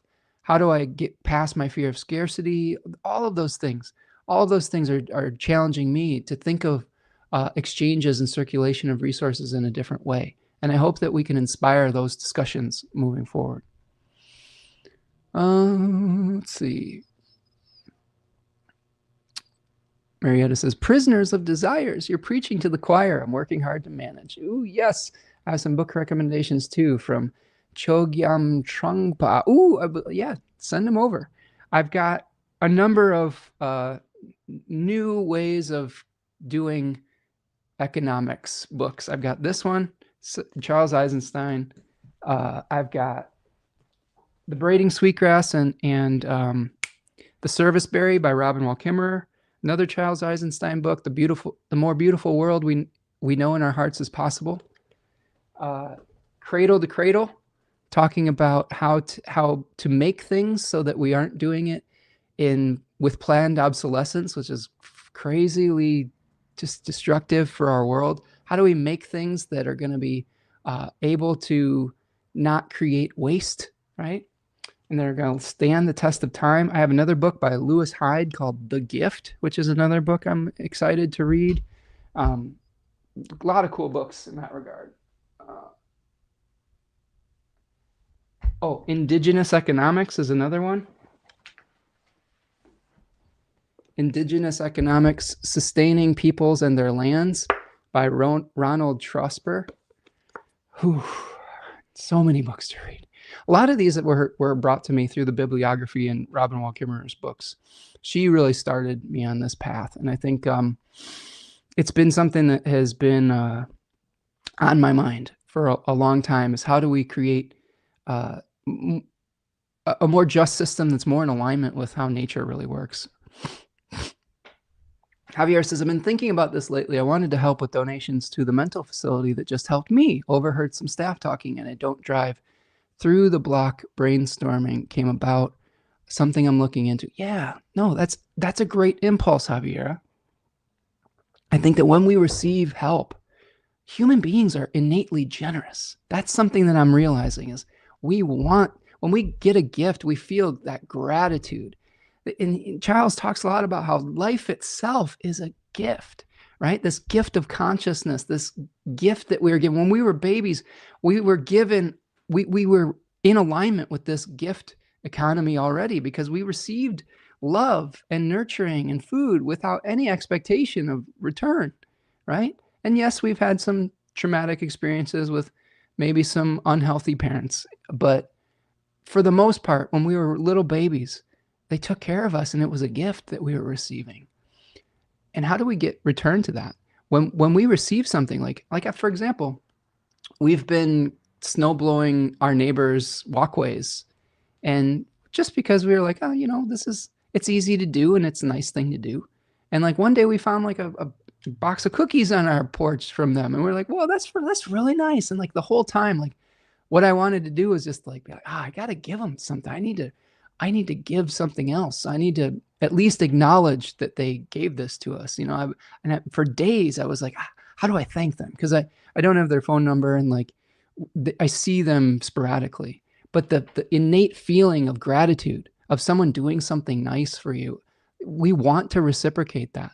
So this is something I think that we can work through as a community. Lauren says, Restoring the Kind Shift Worldview is a book I'm going through from the library right now. Ooh, I like that.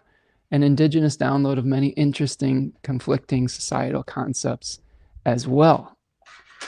Lauren, I love it when I get a book recommendation. I'm going to take a picture of the screen here, and I'm going to try to find it.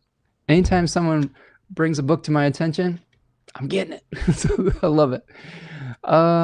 Marietta says, so you must know Louis Rossman. That's why my profile pic is a Clippy. I hate planned obsolescence. Yes, planned obsolescence really bugs me.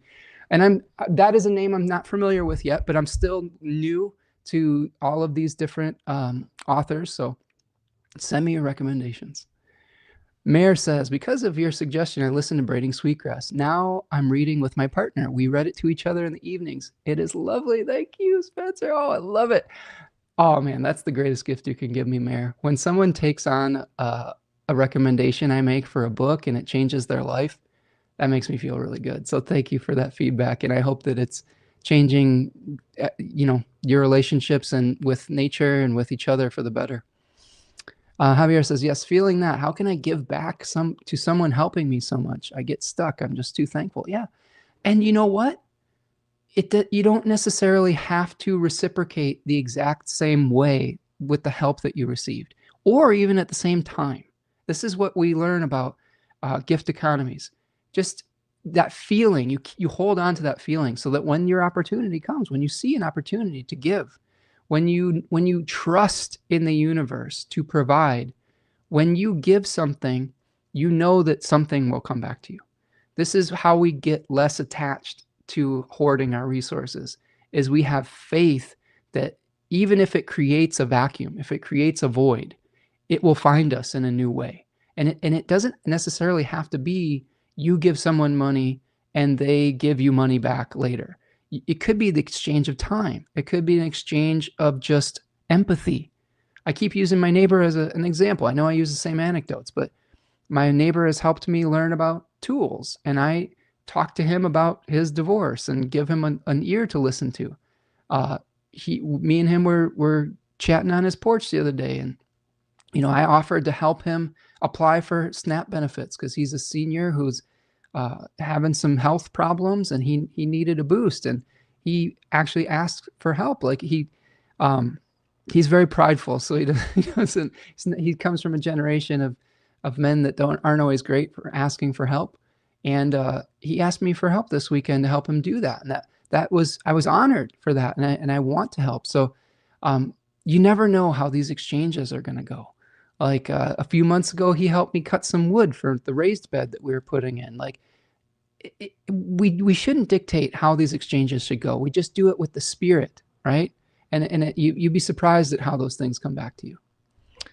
Maria says, Cutting Through Spiritual Materialism by Chogyam. I'm going to take a picture of this one too. Love it. Right? And another thing I like about Charles Eisenstein is he talks a lot about, yes, we do have greed in our culture, but how do we get past just the blame of greed? There's a different way of thinking about it, because if we just like, well, there's these greedy people, it's disempowering. How do we get past that and start thinking about just economics in a completely different way? And again, I will be able to formulate these thoughts better when I finish the book. I'm about two or three chapters in, but it's already blowing my mind. Yes. How can I give back when money isn't really in abundance? I have to offer. Exactly. You could volunteer, Javier. You could go back to that hospital and give them your time. You could go back there and you could share the program that helped you with somebody that needs that help. You could connect them with that program. There's so many different ways to help. Like on our channel here, not everybody can donate physical resources to the channel, but they can share it with their friends. It's really easy to share it with your friends. Hit the like button, subscribe. Okay. There's all sorts of things you can do. Just your attention is an exchange. All of those things. Lauren says, when you can't return the favor, pass it on. It's how the energy would prefer to move. Exactly. Exactly.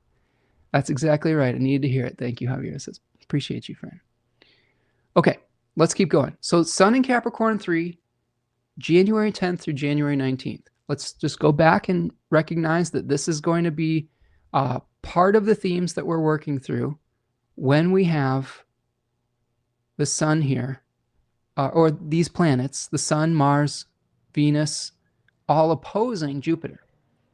Remember, we talked about Jupiter as how do we create win-win situations? How do we create abundance without creating scarcity for somebody else? So those are going to be difficult questions.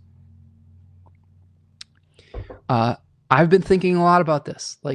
I need to sort of change some of my business model to be able to pick up some of the slack from my partner losing her job. And I'm motivated because I love my partner and I don't want her to have to carry that entire burden, right? And some of that motivation will have to change some of the ways that I do business. But it's all about faith in the process, faith in not necessarily seeing things through the eyes of lack and through the eyes of love. Okay. So the first thing that we have beyond some of these oppositions with Jupiter is the last quarter moon. This one's really fascinating to me on the 10th, because here we have those oppositions, okay? And we have the moon at about 20 degrees of Libra, and I'm going to move this forward here. And now we have a T-square, okay?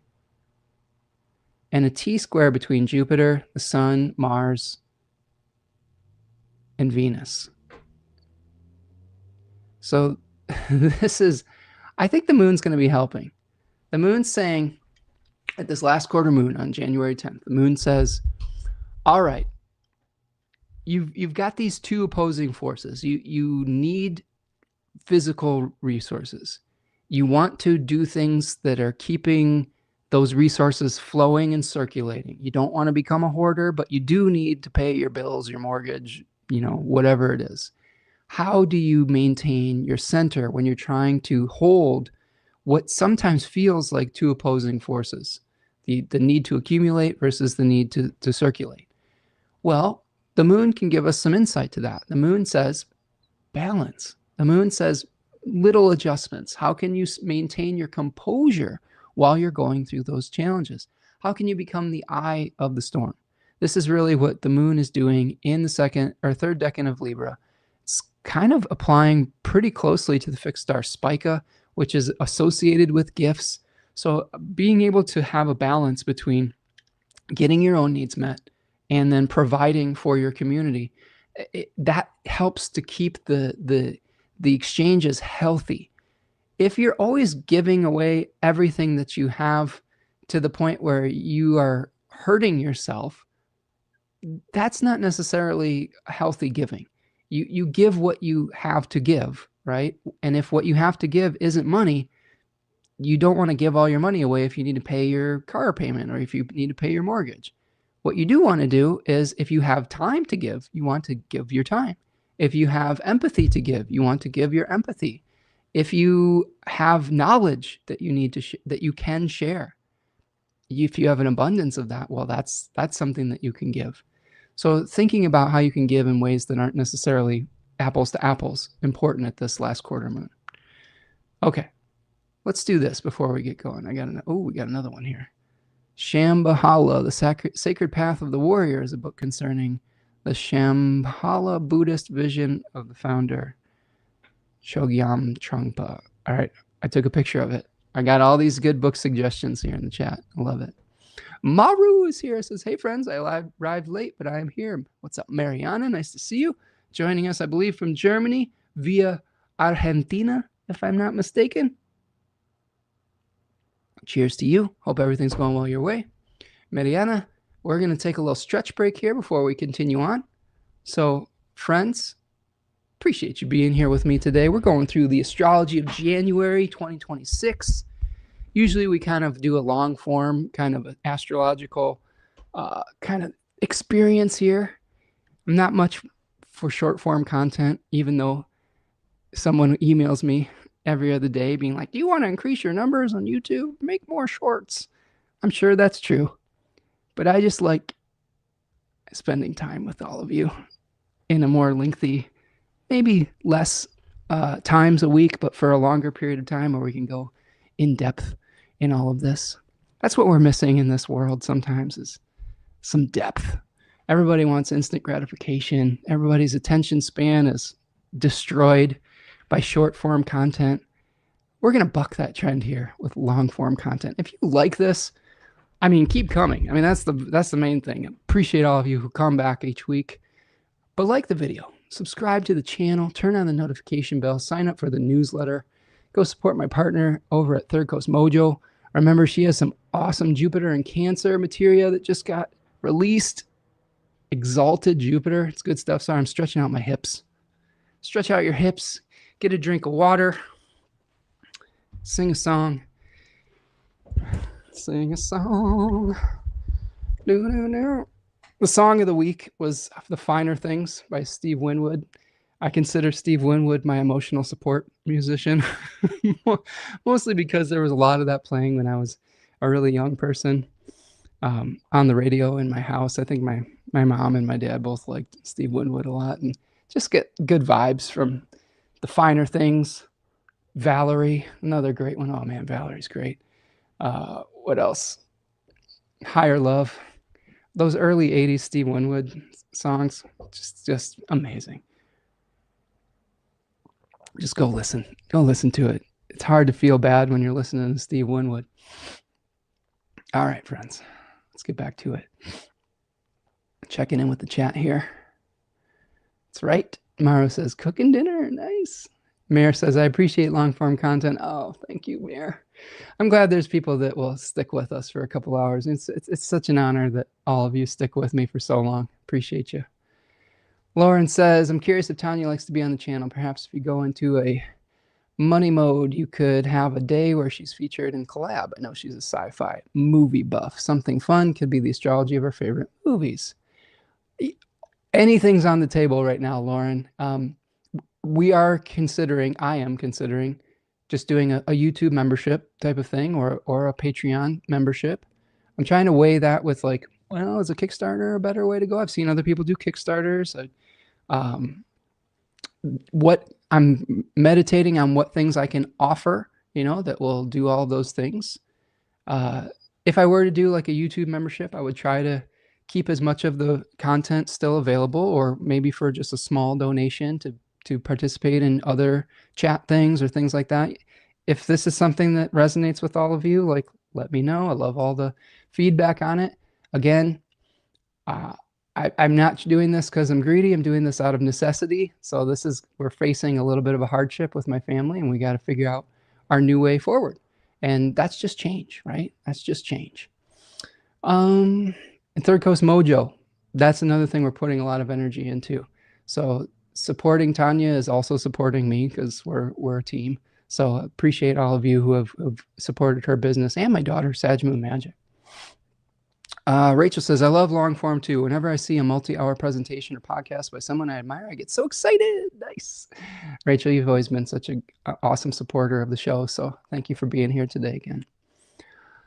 Marietta says, you should do a musician of the week along with your spiritual animal and I-Ching reading. Ooh, that's a good idea. Well, for now, it's a little incentive to sign up for the newsletter so that you can get your song of the week there. But yes, those are good ideas. Patreon is good. I already have an account there. Okay. Also, Ko-Fi, coffee. Oh, yeah. Well, so here's the thing, folks. Coffee is very much like Buy Me a Coffee. That is a Patreon-like website. It's just, I don't know if people really understand that that's a way to support this channel in the same way that Patreon is. There's memberships there too. I just haven't really fleshed it out. I don't know. Yeah, Leanne says you cannot pour from an empty cup. Amen to that. Yep, I agree. So there will be a lot of experimenting going on. And I just want you all to know that I'm doing my best, and I'm not trying to take anything away from anybody. And the oppositions that I talked about with Mars and the Sun and Venus, they're hitting my natal Sun and Mercury real hard. So those dynamics are hitting your local friendly neighborhood astrologer super hard.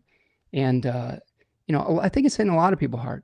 A lot of people are struggling right now to figure out how to support themselves, and especially because cost of living has changed in America, and health insurance has gotten really expensive lately. And, my partner is losing her health insurance from her job. So we're having to go purchase health insurance, which used to be like between $200 and $400 a month, and that same insurance is between $700 and $900 a month now because of the changes in the government. So it's a little bit of a time where everybody's trying to figure out what's going to work moving forward. Yeah. Yep. It's funny. Hey, that exalted Venus in the wintertime would be a great time for a fundraiser of the musical sort. Live music. Well, we'll see. We'll see. Good ideas, though. No bad ideas in the brainstorm. Okay. Yeah, I think it's a lot of things, Marietta. It's not just one individual, although, yes, I think that there's definitely some blame to be put on that individual that you mentioned, but it's more of a systemic issue. And I think that's why I'm trying to read about different systems, because it's a belief system. It's not just one exploitive, greedy person, although we can look at a handful of people that just don't necessarily have the type of ethics that we would as a community. But I think it's more of a bigger mindset shift. And I can't quite put my finger on exactly what that looks like yet, but I'm doing the research to figure it out. So bear with me. Lauren says, that beautiful voice of yours put to use, a free exchange of energy without expectation of anything but the live experience instead of offering more and more work. Yeah, that's the real question. And I won't belabor this too much longer, but these are great ideas. When you're doing like a Patreon or like a YouTube memberships, I'm already doing a ton of work for this channel, friends. It takes me, like, I spent all day yesterday doing, this is what new notes look like. I did 5 pages of these to get my brain around this so that it goes as smoothly as it usually does.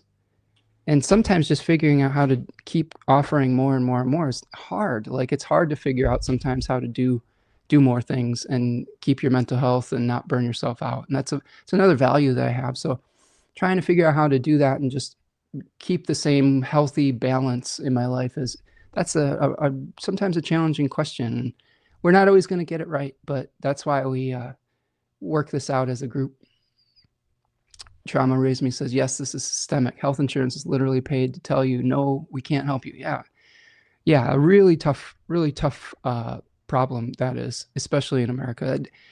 For being such a wealthy country, not being able to take care of people with basic healthcare needs is a real failing, and something that we as a community should really be pushing on people, calling your senators, calling your representatives to really push back on this, because everybody should be entitled to having healthcare.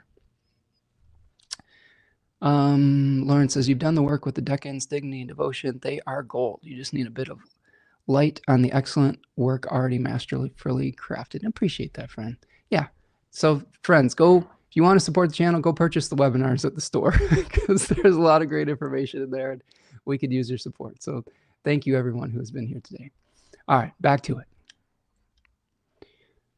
All right, friends, let me see where we were at. So we were talking about the last quarter moon, and then we get to the 15th through the 17th. Now, this is the first time that we have a planet that's going through that kind of pattern that I was alerting you to. So Venus, the Sun, Mars, and Mercury are all going to repeat this pattern. And I like I said, I didn't have enough banners to do all of this, so I had to consolidate it. Venus will sextile Saturn and Neptune. So you see here, Venus, 27 degrees of Capricorn, sextile Saturn at 27 Pisces. It will then, a few days later, sextile Neptune in Pisces at 29 degrees. Before it does that, or in between that, it will make a trine. Excuse me. It will make a trine with Uranus. So how can we break this down holistically? Because these are rapid fire aspects that each of these planets are going to make. Well, let's first talk about Venus. Venus is going to be helping us through Capricorn 3 to harmonize the way that we promote our positions of authority, the way that we take on responsibility, I guess could be another way to say that. And with the sextiles to Saturn and Neptune, these are sextiling a decan that is related to understanding the sacrifices necessary and the wild swings of emotion that can happen through sacrifice to be able to bring your vision into reality. So I like the fact that these are earth-water relationships and then very earthy relationships. So first, the sextile to Saturn says, okay, let's get realistic about our vision. Then the trine to Uranus says, let's think a little bit outside the box. Let's try something new and practical, okay? And then it will sextile Neptune and then move into Aquarius. So after all of these very practical seed planting types of things, it will move into more of a, I wouldn't say idealistic is the right term, although you could describe it as that, as more of a ephemeral, less tangible, bigger picture thinking. So these planets are going to be moving from a very tangible, practical place to one that is more about creating mental and belief structures rather than physical structures. Okay, so that's going to be happening between the 15th and the 17th. The Sun is going to go through the exact same series from the 17th to the 19th. So now the Sun's going to sextile Saturn and trine Uranus and then sextile Neptune before moving into Aquarius. Okay, so let's see here. Now, in the middle of those two planets making that arrangement of transitory aspects, we're going to have the new moon in Capricorn 2. So here is the new moon in Capricorn 3, new moon at 28 degrees of Capricorn on the 18th. And you can see here that the new moon is co-present with Mercury and Mars, exalted Mars, Mercury and Capricorn. Venus will have already been moved into Aquarius and starting to apply to Pluto. All of these planets are still opposing Jupiter, but it's separating. And the new moon is sextile Saturn and Neptune. Now, the biggest thing that I'm seeing with this is this new moon, think about all the themes we talked about with the Four of Pentacles, Capricorn 3, taking on responsibility, trying to gather wealth, trying to serve your communities, all of those things. The big thing with this is this kicks off the Hellenistic void of course moon. So Mercury will conjoin Mars on that day. So a lot of discussions around what actions to take to be a good leader. But then the moon will conjoin Venus when it moves into Aquarius. And once it does, check this out. Come check this. I'm just reminded. This is a song that oftentimes Tanya will use when she's advertising things. So that's the thing that come up in my mind. Come check this. That's like a house song. I don't even know who it is, but I like it. Also, there's a lot of Daft Punk songs that come to mind thinking about that, but I digress. So look at when the moon is going to conjoin Venus right here, okay? So this is Sunday the 18th. And once it passes the conjunction with Venus, it doesn't make a traditional aspect for 48 degrees, 4 days. The next aspect it makes is a trine to Jupiter from the middle degrees of Pisces. So this is starting off a Hellenistic void of course moon, where the moon is not making any traditional aspects for across 30 degrees, across sign boundaries, to traditional planets. And man, I'll tell you what, that is a long void of course period. Okay. So we've had some ideas in the chat about how to utilize this energy. Some people compared it to a retrograde Mercury type of experience. Some people compared it to a Neptune type of experience. I think the Hellenistic astrologers would say nothing will come of the matter, right? You don't want to begin new things under the void of course moon, which is a little bit uncomfortable because we just started a new moon. So to me, that is a message to, like Saturn, be patient with the manifestations. You may have some ideas that you want to put out into the world, but there may be some things that are outside of your control, like we've been talking about with the macrocosm issues, like the government voting on health insurance or something like that. That all of that is in flux right now. There's probably going to be enough people that are like, I can't afford $500 more a month for my health insurance plan. And they're going to probably make enough noise that something might happen. I hope something might happen, because a lot of people are going to suffer if it doesn't change. So there may be something like that where we're waiting to get more information that makes making the new start or the new decision not the most fortuitous time for the 4 days between the 18th and the 22nd. Okay. Again, I like using this time period to just continue to work on things that have been already in process. Sometimes what I like to do during Hellenistic void of course moons is do like crazy cleaning projects. I know one void of course moon that lasted for like 2 or 3 days. We like cleaned out our basement. We like just got rid of all the clutter and crap in our basement over like the course of 3 days, and it felt amazing. But it was just like, okay, we'll do this. I have another project like that in my attic, so I would like to do that for my attic. Maybe this is a great time to do that. So a number of ways to utilize that energy so that you're not getting too frustrated by trying to initiate something that isn't in the stars, right? And I would also recommend, if you are going to start a big project, maybe start it before the void and just continue it through that. Now, when we get through this period as well, we're going to be seeing the Mercury version of our aspectual narrative. Mercury is going to sextile Saturn and Neptune, trine Uranus, and then move into Aquarius between the 18th and the 20th. So we might be getting some really good ideas about how to do something in an innovative way. All of these planets, the Venus, the Sun, and Mercury, they're all going to be encouraging us to think outside the box, right? And this is a continuation, I think, of the out of bounds planets experience, where those planets were not necessarily acting in the socially acceptable way. And now we're going to be seeing them making this trine to Uranus, where we got to shake things up. We got to do things in a new and innovative way. And since it's a trine, it could lead to some really positive outcomes. And that brings us to Aquarius season. Okay.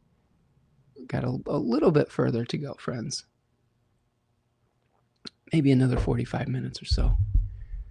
We'll see how much energy I've got left. It's getting hot in here. It's like 75 degrees in my office. Too hot. I got too many layers on. I think I need to take a layer off. We've got just like different climate zones in our house based on how much insulation there are on different windows. like we've got a living room that has like single pane glass windows and a big like bay window, and it just leaks heat like crazy. So it's like 10 degrees cooler out there, but in here the door is closed and it's better insulated, so it gets real hot. You can tell by the rosiness in my cheeks. Do my cheeks look rosy? Oh, man. Okay. Enough of that tomfoolery. So Aquarius 1. Now, we have a shift in dignity, right? So the sun is in its exile in Aquarius. Generally, the sun is a planet that talks about individuation, power, right? Empowerment of an individual, sovereignty of a royal figure, of a king, of things of that nature. Saturn is a planet that wants to think about the bigger picture. It thinks more about homogenization instead of individuality. It thinks about how to, it's darkness rather than light. And when the sun's in this place, you may want to individuate, but there may be forces that are bigger than you, maybe thinking more in terms of the collective rather than as your individual desires. So Aquarius 1 is associated with the Five of Swords. And here we see the Lord of Conflict and Defeat. Book of Tea and Book Toth call it the Lord of Defeat. Austin Coppock calls it the Mark of Exile. It is a Venus-ruled face in a Saturn-ruled sign. So Venus here is trying to show us the attractiveness of leaving the center behind, of leaving the socially acceptable way of doing things behind. If you think about Capricorn as being a prisoner inside the castle walls, inside of expectations, inside of material reality, Aquarius says, I'm going to transcend all that and go off onto the fringe of society. I'm going to go into exile, sometimes willingly, right? This is a decan. A lot of people who have placements in this decan, they're like, I don't agree with the centralized power. And a lot of us probably in the chat here are probably saying, I don't agree with the centralized government power right now. I don't agree with their values. Their values are not my values. So instead of conforming to those values, which, let's be honest, a lot of them are rooted in hate, xenophobia, paranoia, greed, we say we're not going to conform to that. We're going to go off and we're going to create our own experience on the fringe of society. And it might not be in relationship to the centralized power, but there's some beauty that we can create with that. And no, we might not be as well financed as the people that are in power, but we can still do a lot with more limited resources. Austin Coppock in his book 36 Faces talks about the coppersmith with this decan. So copper is a very useful metal that has a lot of electrical conductive qualities, and it is considered slightly less materially valuable than gold or silver, but it's very practical. So if you think about a coppersmith versus like a gold or a silversmith, they're working with materials that are slightly less quote unquote valuable, and maybe they are more valuable in other contexts, but able to make do with that. A lot of artists I've met that have Venus in Aquarius 1, the face ruler there, are able to take things that are discarded by others and make something beautiful with it. I had a wonderful client that makes these wonderful collage images based on people that have been traditionally cast out of society over the course of the last few centuries. They're beautiful, diverse collages. And, it's thing about like repurposing something to make something new. It's an experience that is spoken towards from the spirit of this decan, Daiki, who is an exactor of justice, right? A lot of the times we leave behind society because we just don't agree with their values. We think that it's unjust. Now, some other themes of this decan that we should be aware of is we have some concepts associated with the pain of comparison. First and foremost, it is a decan that's associated with exile, exclusion, isolation, escaping injustice. This is a decan very much associated with the refugee or immigrants, and I think this is a really important point to make, is we're going to see all of these Pluto conjunctions happening in this decan that's related to refugees, immigrants, people that are in a land foreign to themselves. I would not be surprised if some of the rhetoric from the centralized power increases around this period of time, which is very frightening to me because people have been really treated horribly in that regard, and I would love for them to find justice rather than more persecution. But sometimes we sacrifice security for freedom. Those of us who have left a situation that we didn't resonate with and gone off and tried to live our own life, sometimes the exchange is worth it. Sometimes it's really painful. I've tried to live somewhat on the fringe of society, despite having advantages and privileges in other ways, and it's not always easy. Being a counterculture can lead to some really wonderful manifestations, and it can lead to some difficult manifestations. So bizarre aesthetics, eclectic taste is something that is the Venus part of this that comes in, but also schadenfreude and the pain of comparison. Sometimes this decking can lead us to feeling like, man, I really wish I had the support of the centralized power. And it's really difficult here out on the fringe of society. And wouldn't it be easier if I had these, if I was just like everyone else, right? But that's not always the way that life works out.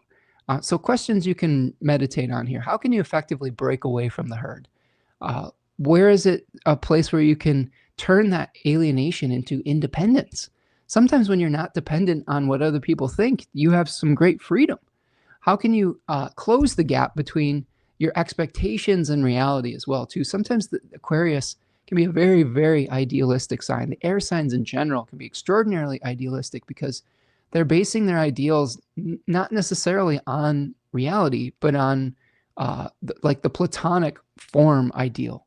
Like they're basing not the vision of the horse on the horse that they saw down the street, but the best, most beautiful, like, star organization of a horse. I don't know if I'm describing that properly, but the outline of a horse, right? With 4 legs, a beautiful mane, whatever. And sometimes when reality doesn't match up with our idealization, that can be painful and make us feel a little bit, feeling that pain of comparison. What beauty is to be found on the frontier? How do we make communities when people are trying to split us apart? Like, that's one of the best ways of confronting authoritarianism and fascism is being able to create your own communities, because people, when they're split into isolation, they become easier to control. When they have banded together in community and supporting one another, then they're much stronger and it's much harder for one individual or one small section of a government force to control those folks. And that's something that is a great way to counteract some of the experiences we've been having on the planet, not just in America, but in other countries that have moved more towards authoritarianism and fascism. Can you turn another's treasure or trash into your treasure? So how do you repurpose things? If you don't have the resources to buy something brand new, how do you go find the same thing that you need, but turn it into something new? This is something that Tanya and I have talked a lot about as our financial situation changes, is how do we completely slash the budget, but without suffering? How do we grow more of our own food? How do we make more of the things that we want rather than having to buy them? What we do have is time, and we have enthusiasm and expertise. And sometimes what you create with your own 2 hands is a lot better than the bullshit that you buy at the store that was made specifically to break through planned obsolescence. So there can be some real beauty that you can create through, maybe you don't have the means to buy what everyone else buys, but it forces you to be innovative. And then finally, how can you quiet the mind of its turbulence?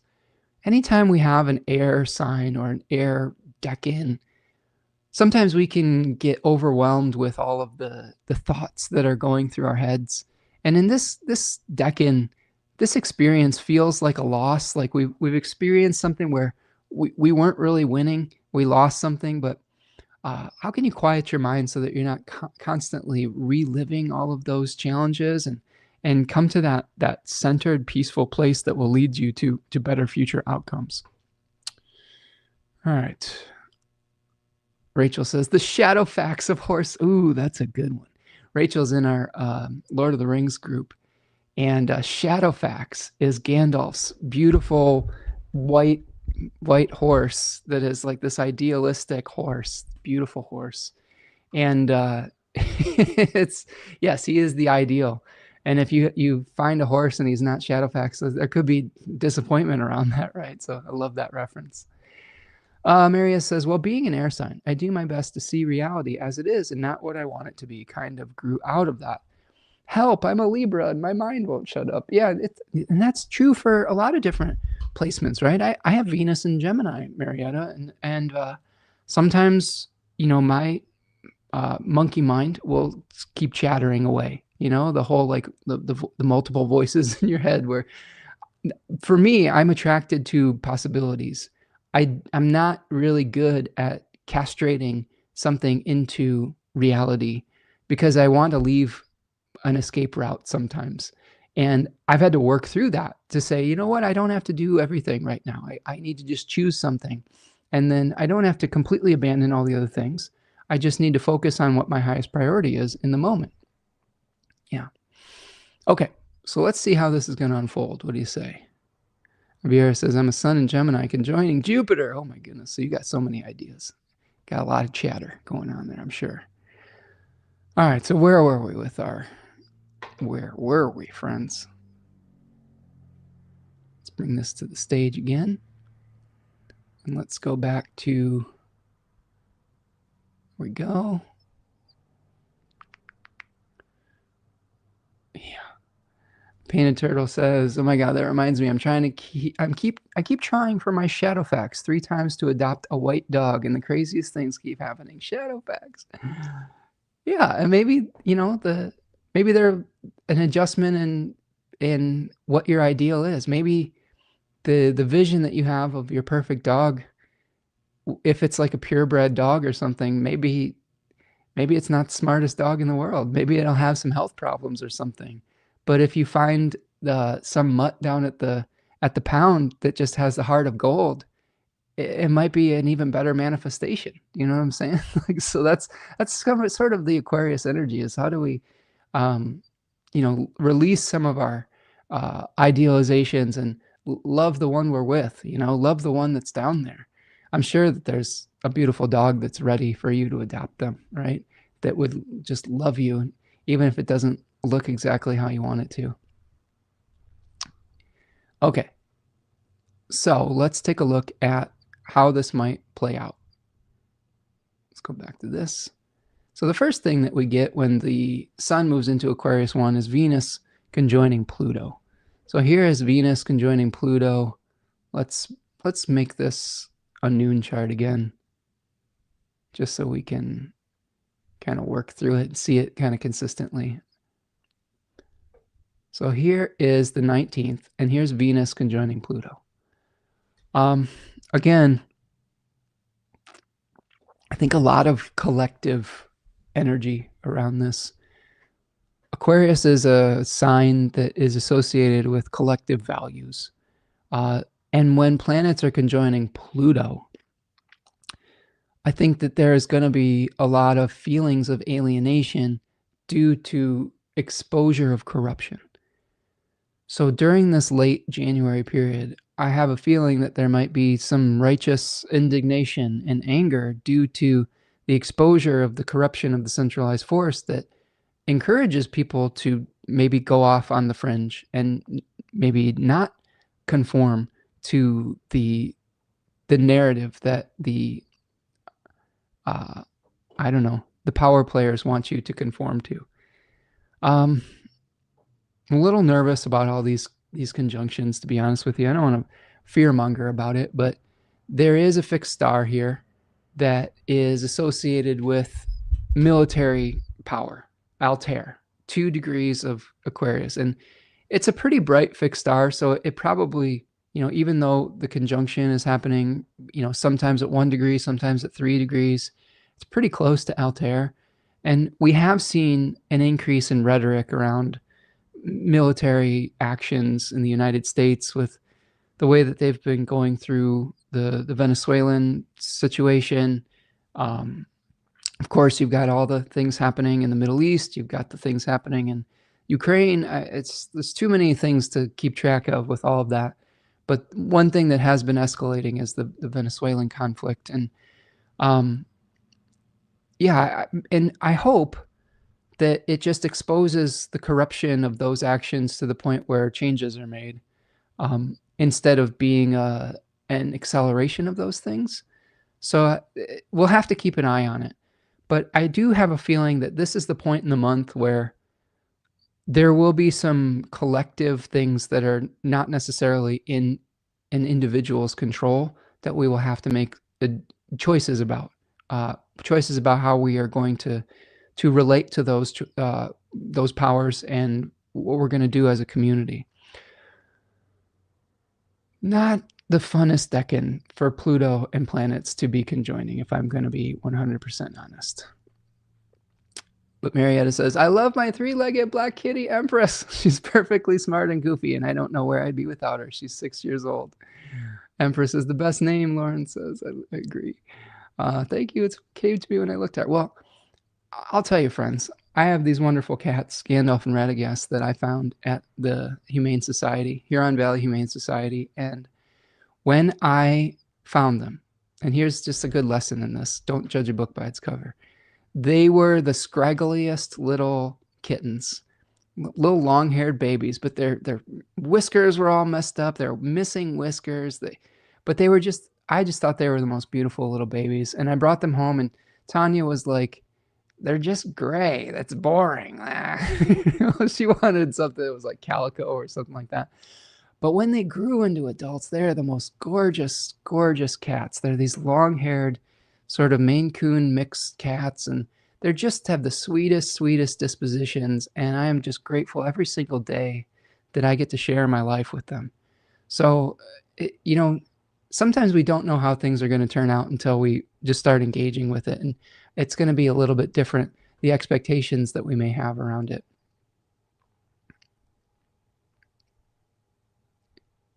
Cosmic Girl is here. What's up, Cosmic Girl? Guess I'm joining late. Alas, I'm here. Nice to see you, friend. Hope you're doing well. Marietta says they're bombing boats in the Pacific now, too. Yep, that's what I'm referring to. Just the kind of the corrupt military actions that are really, if we're being holistic about it, it's an excuse for, first of all, it's a distraction from the other corruption that the administration is doing. Secondly, it is an excuse, just like we saw in the Gulf War in the early 90s, an excuse to go in and try to extract resources from a country that is potentially not able to defend themselves in the same way. So it's the same script. It's the same script. So don't buy into it. Push back on your leaders. Call your senators. Don't let them get away with it. Maybe all these conjunctions are coming to a head. I think you're right. Rachel says, they are gorgeous cats. I love when Gandalf joins us for wizard stuff and book. Oh, thank you, Rachel. I love them. They're my shining light. The universe hates big injustices. I agree, but sometimes what I think happens is sometimes it takes time for that cycle to unfold and for justice to come about. So there may be a larger cycle that is happening right now where things do seem unfair, and it's part of a greater narrative, but in the short term, it could be really painful. So we'll have to see how it unfolds. Now, when we get to the 20th, Saturn is going to be sextiling Uranus. So here's Saturn sextile Uranus. And Mercury is going to move into Aquarius that day. So here's Mercury moving into Aquarius, getting ready for its Cazimi the next day. Is setting off Mars, the Mars cycle, where Mars sextiles Saturn and Neptune, trines Uranus, and moves into Aquarius. So this is a repetitive story that we're going to see coming up with each of these planets. It was Venus first, and then we had the Sun go through that, and now it was Mercury and Mars. So just get used to that pattern and just know that it's going to be happening with multiple planets. Let's talk about the Cazimi a little bit. I'm starting to run out of steam, so let's kind of move it forward here, friends. Mercury Cazimi, 1 degree of Aquarius on the 21st. And this is a renewal in the heart of the sun for Mercury. What I want you to do is I want you to think about how Mercury is going to be affecting your Gemini and Virgo areas of your chart. So there could be information that you are getting that is coming from a more collective place, not necessarily something that is in your individual control, that could have a significant effect on your Gemini topic and your Virgo topic. So this is always good practice to see not only where the planet is making its cazimi, but how is it affecting the other topics in your life. If there is a collective vote that's happening on, let's just use the practical example of health insurance. That could have a significant effect on other areas of your life, your resources, etc. So learn to think holistically in that way. Learn to think in the way that is relating the guest-host relationship, like a planet in a specific condition is providing for other areas of your life and of your topics in your chart. All right. Let's see. Yes, your sun and moon. Okay. Now the 22nd, we have Mercury conjoining Pluto. So a repetition of the Venus-Pluto conjunction. Those continuation of whatever themes are coming out. There may be an attraction. I would say let's think about this in a way that is a linear narrative. I know that we don't always think in linear terms, but let's think about the order of these planets conjoining Pluto. There may be someone trying to attract you to the idea of corruption with Venus conjoining Pluto. There may be trying to, like a whitewashing, right, of something really corrupt that's happening.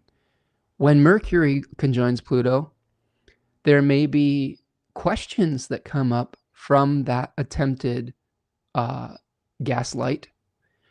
And then when the sun comes and conjoins Pluto, the truth comes out, the spotlight is on there. And then when Mars conjoins Pluto, there's actions that are being taken.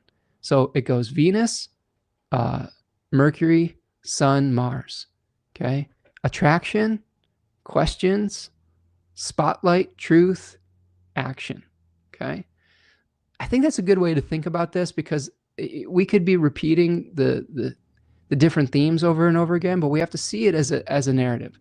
So those themes are going to be really prevalent. The themes of immigration, the themes of people in exile, the themes of the other, right? The themes of feeling cast out, the themes of feeling disappointment in the centralized power to the point where you're like, I don't want to participate in that at all. So these are things that we're looking at. And as we see the 23rd, that's when the sun's going to conjoin Pluto. Okay. Sort of a renewal of Pluto in the heart of the sun. So really pay attention to what happens on the 22nd, the 23rd, as far as what types of themes we're going to be dealing with Pluto moving forward for the next year or so, right? How are we going to deal with corruption? How are we going to deal with the abuses that we see of people that are being cast out? How are we going to deal with humanely dealing with people that don't look like us, right? Instead of demonizing them, instead of abusing them, instead of exploiting them. These are questions we're going to have to ask them. It's going to bring, I think Pluto brings some ugliness to the surface, but think of Pluto as that divine plumber. It's going to bring the shit up. It's going to unplug the toilet, and the bathroom's going to be fucked up for a while. It's going to be just full of shit, but eventually you clean up the shit and you flush, the toilet flushes again, and you have a functional toilet. So same thing with like a volcano, another theme that Pluto is often compared to, or symbol. You have the volcanic eruption. Everything is like chaotic for a while, but eventually that volcanic eruption creates new life. You know, if you look at the islands of Hawaii, those the islands themselves were created from the chaos of continued volcanic eruptions and activity. So those volcanic eruptions, those exposures of corruption, the unplugging of the cosmic toilets, it can lead to new life. And I think that that's a healthy way to look at that, is we have to deal with some really difficult things to be able to get to the rebirth. Okay. All right, so we've gotten to the 25th. We're coming round the end here. Coming round the bend, folks. Thanks for hanging with me. Thanks for your patience. Thanks for your long-term attention. I could use some more snacks when I do this. I think I'm just getting some low blood sugar. I hope you have enough snacks when you settle in for 3 hours of Spencer Michaud astrology. But this is a first quarter moon, excuse me. This is a first quarter moon where the sun's in its exile, but the moon is in its exaltation. So while the other thing to consider with all of these conjunctions with Pluto, especially the sun's conjunction with Pluto, sometimes because the sun shows us the condition of our leadership, it can expose corruption in our leaders. And because the sun's in its exile, we might have a leader that is kind of falling from grace as well. So there may be challenges to power around this period of time, protesting the abuse of power. Now, I say that because the sun being in its exile means that if the centralized figure, power, leader, etc., is in a place that is uncomfortable, the moon is exalted. The moon in astrology often represents the masses, the people. So this could be conflict between the masses and the centralized leadership powers. Now, who's in better shape in this relationship, though? It's the moon. So this could be a time where we're seeing like protests. This could be a time where people are banding together to be able to support one another. They might be holding power accountable around this period of time. I think a lot of the questions that are coming up, though, are going to be because people are feeling the pinch of scarcity. The first decan of Taurus is associated with the Five of Pentacles. Five of Pentacles, you see two figures that have fallen on hard times that are outside of a church in the snowstorm. And when you have authoritative power or authoritarian power that is consolidating wealth and taking it away from the people, eventually the people are going to say, hey, we're not going to put up with this anymore. We're your labor force, and we're going to stop laboring for you if you don't let us have a quality of life that is at least halfway decent, you know? So this might be the other questions that are coming up around this period of time. How do we create a plan to deal with our feelings of scarcity? How do we create one that's just for the most amount of people rather than just for the select individual few? So might be some feelings of worry. It's called the Lord of Worry, but the moon is exalted here. There are solutions if we are able to band together and think of wealth in slightly different terms sometimes. Javier made a sandwich. Oh, I'm jealous of that sandwich. Lauren says, gotta go. Take care, Spencer. Glad to see you're doing well and keeping your head up and heart up in it all. I always do appreciate your realism and determination towards the good. I catch my favorite part, the animal on the replay. Oh, Lauren, appreciate you, friend. Thank you for stopping in. Don't be a stranger. Hope everything's going well your way, my friend. See you all on the flip side. Be kind to your beautiful selves. I agree. Marietta says, I also look at eruptions as a mitigation of inner workings and what's going on in the unseen. So much is happening in the unseen that it needs pressure released in the seen world. I love those times. Yeah. It's, they're necessary, right? Volcanic eruptions are necessary to create new land masses. And it can be really frightening in the moment, but we will see this when we look at the I-Ching moving forward, is sometimes things that shake underneath our feet will at first be scary, but then we laugh afterwards, right? Then we're like, I see what's happening there. You get like a wink from spirit, from the divine, from nature, from the great plan of the universe. Like, oh, okay, now I get it. And that's what astrology can help us with, for sure. All right. So the next aspect that we have after this first quarter moon, the challenge of like bringing something into material, right? The challenge of finding the material support for the masses really is that first quarter. That's when Neptune turns into Aries. goes into Aries. So look at what happens here on the 26th and 27th. Here we have Neptune in Aries. Okay. Now we got a preview of this in early 2025 when Neptune and Saturn were in Aries, but they weren't necessarily conjunct. This is a drying out of some of our idealism. This is a different way of approaching merging with the collective. Sometimes Neptune can be the collective dream, the collective idealism, the collective illusion. And I talked a lot about this with Melissa LaFara we talked a lot about risk-taking, a need to start new things, but also the illusion that we have to do things on our own. I think this is something I have to work through myself too, is sometimes when you come from some trauma in your life, sometimes you feel like you can't trust people. And what that leads to is trying to take on the burden of responsibility as an individual without working with people, because you're like, I don't know if I could trust them because I've been disappointed a lot in the past. And to me, that can be just as much of an illusion that we have to do everything ourselves. And I think Neptune in Aries, that's part of the challenge with it. There's so many other different ways that we could explore. I do want to show you, though, the decan flashcard associated with the first decan of Aries. One of the things I am really nervous about with this, though, just on a collective level, you can see in this card, it's called the Lord of Dominion. And the Two of Wands shows a figure like Alexander the Great holding a globe, trying to figure out which new territory he wants to conquer. And this could be metaphorical with like, which new projects do we want to do in our life? Which new areas do we want to explore? It can also be very literal with like certain governments trying to take over and annex other countries. We saw this at the beginning of 2025 when there was a lot of saber rattling from places like Russia into Ukraine.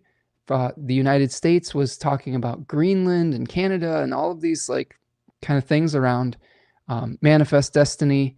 And the last time Neptune was in Aries, those types of things were happening too. Like there was great swaths of territories that were changing hands because of an Alexander the Great type of experience with trying to dominate and colonize other areas. So be careful we have to be careful of that. We have to call out that type of thinking, because everybody deserves personal sovereignty, and turning allies into enemies is a recipe for disaster. I get so disheartened when I hear leadership in America, especially talking about Canada in that regard. I have so many beautiful friends and compadres in Canada, and just seeing these two nations come into conflict that have been such great allies over a long period of time is just so sad and scary.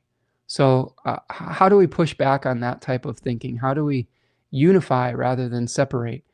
The energy of Aries 1, though, is separating from the collective to individuate.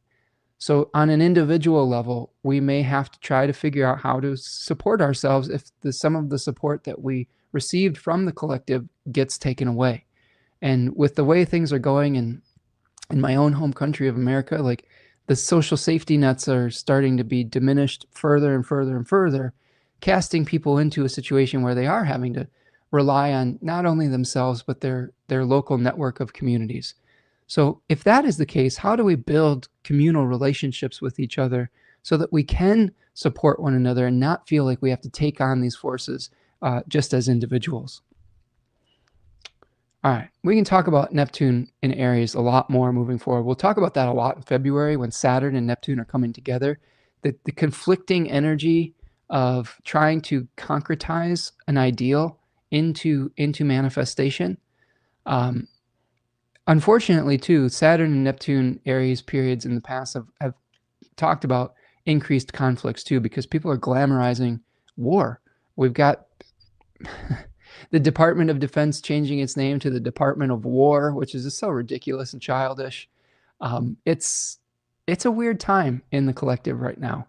And we are seeing a form of toxic masculinity being glamorized by certain people. And I think that we can be a force, a counter force for love. I think that's going to be really important for those of us who believe in cooperation and kindness and a balance between our masculine and sacred feminine selves. How do we be that counterpoint to that energy? Marietta says, same. I feel the way about the conqueror energy going around. The only thing we should be working on to conquer is evil. Sure. And working on conquering our ignorance through bringing things to light, working on conquering our fear through love, working on conquering our shadows and integrating that with ourselves to become a whole person rather than these severed, separated selves.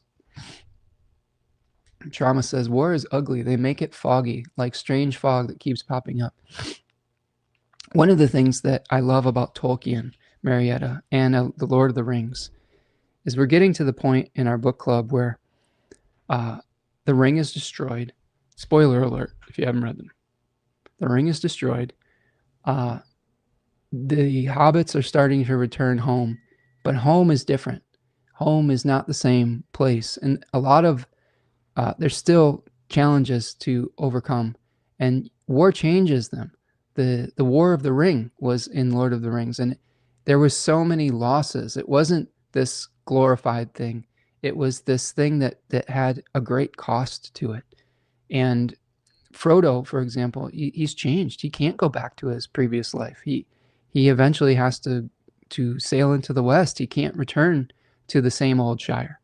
And this is something that we don't think about enough. We have people that play video games, war games, like Call of Duty. I don't know. I've never played any of those things. Like, I guess back in the day, like the closest thing I ever got to that was playing GoldenEye on the Super Nintendo or Nintendo 64 or whatever.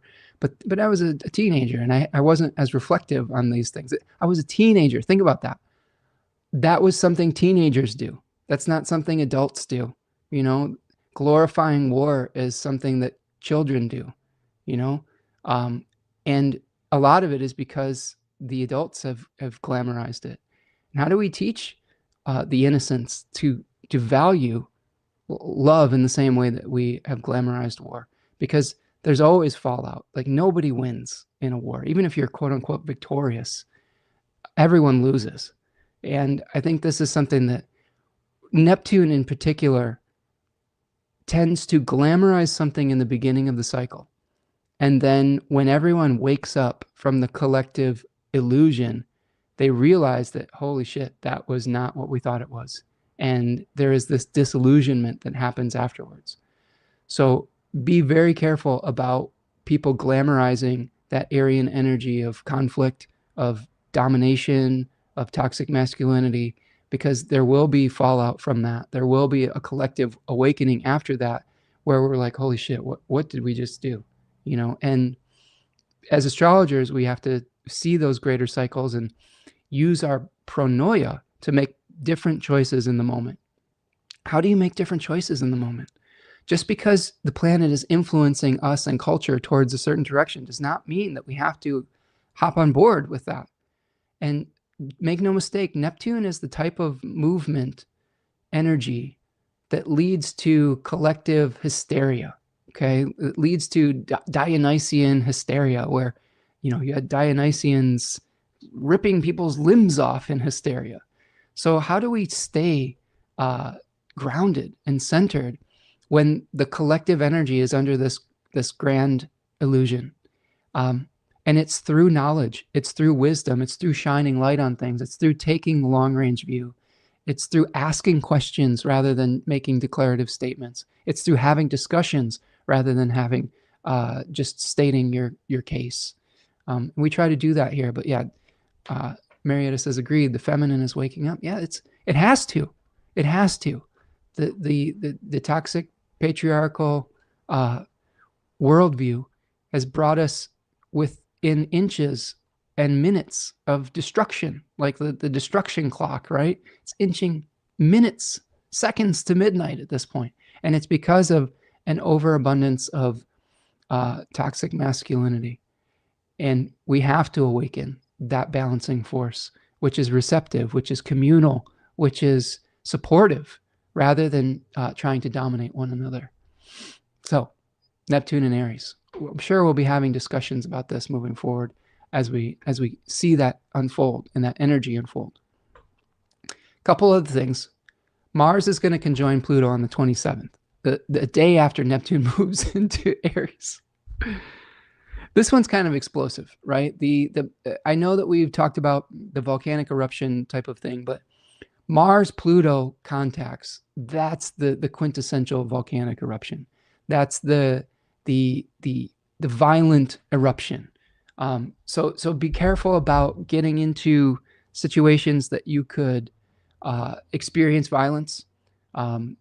Be cautious around those types of things. Be careful about exploding with your own anger. How do you maintain your own composure during a Mars-Pluto conjunction?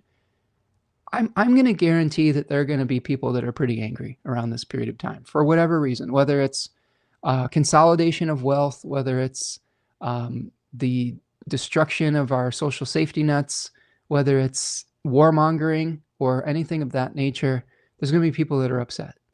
How do you keep your head and your wits about you while other people are losing theirs?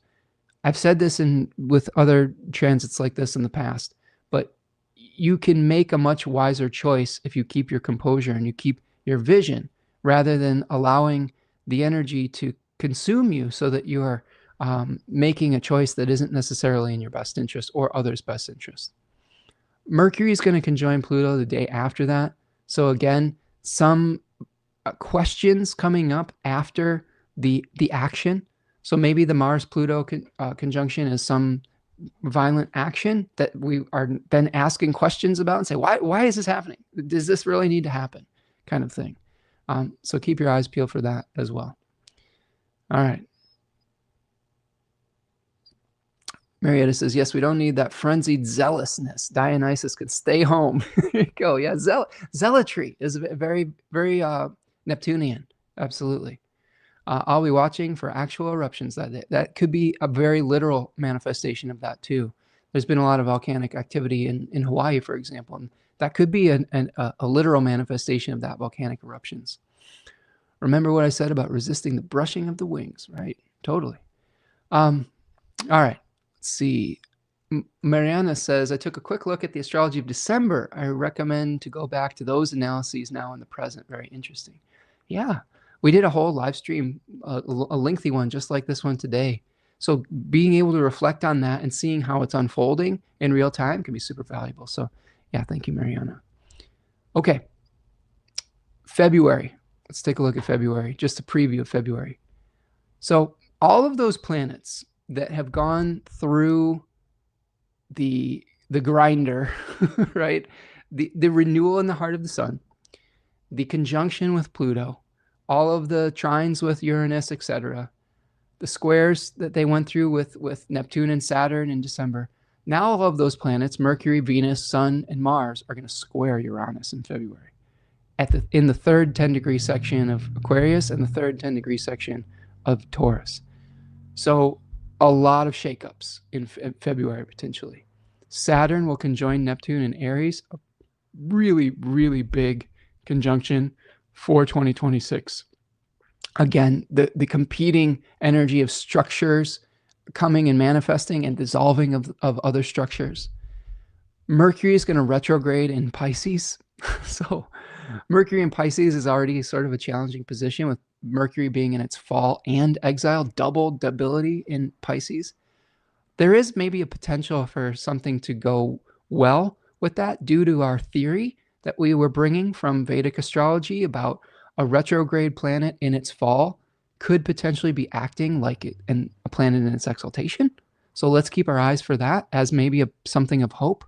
We also have a new moon solar eclipse in Aquarius in February that is squared Uranus. So the beginning of like these Uranian inspired energies having to deal with potentially with humility in the face of nature, which Uranus and Taurus 3 speaks to. So really dealing with like climate change and things like that as well could be something we're moving forward with in 2026 as well. I know that the themes that are coming up in my area are the data centers. In Michigan, where I live, they're trying to put a data center in every rural community, and people are really pushing back on it, and because of the environmental impacts, and they're just not listening. They're just doing it anyway. And these are also things that we need to keep an eye on moving forward. The battle between technology and nature, which it really doesn't have to be a battle if we would just utilize technology in ways that were sustainable rather than exploitive. All right. Well, that's what we've got for here. For January. Checking. Oh, thank you so much. Thank you, KWOW, for your super chat. KWOW says, thanks, Spencer. I'm glad to have discovered your channel this year. Appreciate you, friend. And thank you for your generosity each week. Thank you for just your sustained attention and coming to the lives, but also your material donations too. I really appreciate that. And it does help sustain the work that we do here. Cosmic Girl says, Neptune and Saturn conjunct in my first house on natal Mercury. Oh my goodness, that's going to be a big one. Mariana says, I will start my Saturn return and Uranus is over my moon, Taurus in the 12th. Oof.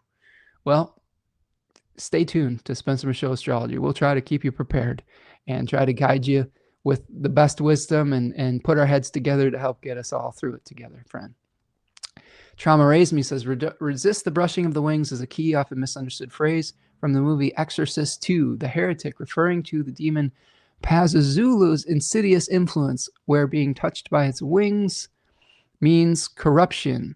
But the movie introduces a solution, specifically bred locusts, like the good locusts, that have been genetically engineered by science to resist this demonic touch, offering hope. Ooh, I like that. That's great. Hope against possession and evil. Well, that's what we've got to do. We've got to create good locusts through our community and kindness. So I like that. I'm too much of a softie to watch any of the Exorcist movies. I've seen so many things that are like, these are the scariest movies ever made. And I'm just like, I can't. I have such a vivid imagination that I won't sleep for like a week if I watch something like that. I have trouble with Stranger Things. I love Stranger Things because of the nostalgia and all the 80s references, but the horror involved in it is still tough for me. And like, man, the worst ones are like the Alien movies. I can't handle that. My dad loves them, and every once in a while I caught like a glimpse of them when I was a kid, and I was like, oh no, get away, Xenomorph. I can't handle it. But anyway, I digress. It is a good idea. How do we become those good locusts?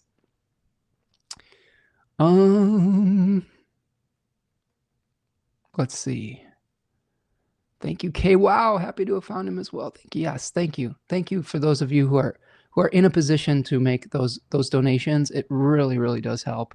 And thank you just everyone who continues to show up, engage with the channel, like the video, subscribe to the channel, tell your friends about it. Use those new YouTube hype things. I don't know how that all works. It's all changing so quickly. But yeah, Javier says, February sounds ouch. Potentially. We'll get through it together, though. We'll get through it together, friends. Speaking of getting through it, we have an I-Ching and an animal for you to help us get through it. The I-Ching for this month is number 40, Deliverance. So I'm going to read to you, as I do, from my favorite translation, Jack Balkin's The Laws of Change.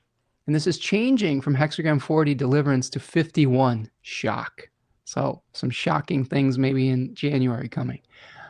So deliverance translates to release, relief, separation, removal, loosening the knot, untying, ending of obstructions, end of hardships, redemption, forgiveness, letting go of the past. Jack Balkin goes on to say, things have been frustrating for a long time. You may have been unable to make progress, or your relationships have been full of conflict and misunderstanding. Now things start to get better. Tensions begin to be eased. Difficulties begin to resolve themselves. It is as if a storm has broken and the air has suddenly cleared. You feel liberated from what had been a seamlessly endless cycle of failure and frustration. There is new hope. When conditions start to improve after a long period of stagnation, it is perfectly all right to celebrate and feel joy. A heavy burden has been lifted from your shoulders. It's no wonder that you feel stimulated. But the most important thing is to regain your balance. Hence, the text speaks of the southwest, the direction traditionally associated with the earth. It is time to put yourself on solid ground and restore conditions of normalcy. Return to healthy patterns of living and restore the natural rhythms of your life. Now, there are two changing lines. The first changing line is the initial one. It says, without blame. When deliverance comes, it is time to recuperate. Be calm and at peace with yourself. You've surmounted your difficulties and now can progress naturally. But first, it's important to consolidate your position, rest, and recharge your batteries before going forward. Doing so is without blame.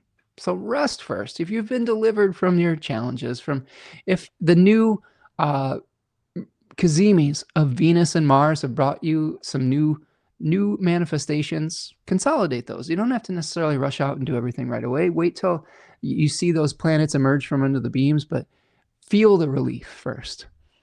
The second changing line says, one slays these 3 foxes with a golden one. With a golden arrow? A golden arrow. One catches 3 foxes in the field and receives a yellow arrow. Perseverance brings good fortune. The 3 foxes represent greed, ignorance, and fear. They hinder and obstruct your process by filling you with negative emotions and incorrect assessments of the world around you. Yellow is the color of the mean. It represents the virtues of modesty and moderation, the ability to maintain emotional balance in the face of changing circumstances and to carry things through to completion. A straight arrow symbolizes taking the straight and upright course of action. Thus, to slay 3 foxes with a yellow or golden arrow means to overcome those negative emotions that create troubles in your life, to deliver yourself from the internal impediments that make external obstacles seem to loom so large. Through cultivation of the virtues of modesty, steadfastness, and uprightness. This is the path of redemption. For even if we have failed ourselves in the past and have undermined our own lives through our inner turmoil and confusion, there is still hope. The golden arrow has yet another meaning. By tradition, a golden arrow was awarded to the person who had achieved something great and honorable. Thus, the text suggests that people who can internalize the virtues of modesty and moderation and commit themselves to a straight path, deliver themselves from internal servitude, and therefore can achieve great things. There we go. Moderation, balance, right? Getting rid of those negative qualities, or working through them. Oftentimes, we're not immune, even if we are practitioners of spiritual traditions. We're not immune to greed. We're not immune to ignorance or fear. There may be things that in the collective that are trying to incite all of those things within us, or show us that or try to gaslight us to thinking that those are the only ways out. And what we have to do is return back to moderation, return back to the ability to see this world as having the potential for kindness, the potential for good, the potential for creating a new way of sharing, a new economic system of abundance rather than one based on scarcity. Now this is changing to the hexagram 51, shock. Thunder, shake, quake, upheaval, the arousal, reassessing your life, shocking you out of your lethargy, hidden potential and sudden change, blessing in disguise, taking action. I said southern change. Maybe that was a Freudian slip. Maybe there will be changes in our southern hemispheres. So this hexagram says something unexpected has shaken you. You had not prepared for it. Suddenly, your life seems in upheaval. You experience great fear and panic. But once your initial reaction subsides, you will recognize that the sudden turn of events is for the best. You have been caught by surprise, but if you hold yourself properly, something positive can and will emerge from the shakeup. The important thing now is to stay calm and keep your wits about you. Take a closer look at the situation. It's possible that you have simply taken on too much. The shocking event may be a blessing in disguise. It gives you an opportunity to reassess your priorities and lessen some of your burdens. Perhaps you've drifted into an unsatisfying and unrewarding routine. The shocking event can awaken you from your lethargy and force you to change your plans. The disruption of your everyday life can invigorate and give you a fresh outlook on life. It is like being splashed with cold water. It is unpleasant at first, but it stimulates the senses. After the shakeup, you suddenly see new possibilities. Although the change may be disturbing in the beginning, Maintain your poise and approach the new situation with an open mind. You will come out of this series of events stronger, better, and happier. And this judgment says shock, success, thunder comes, crack, crack. Afterwards, there's laughter and talk, ha ha. The shock terrifies for 100 miles, but he does not let the sacrificial spoon and chalice fall. So this is about keeping our composure, right? How do we keep our composure where the event that's shocking is going to elicit fear at first, potentially, but then afterwards we're like, oh, that's the universe. See, this something good can come from this. I used this example earlier when I was talking about my sports team and the initial shock of a serious injury to one of the players on the team that I follow, the Green Bay Packers. Micah Parsons tore his ACL.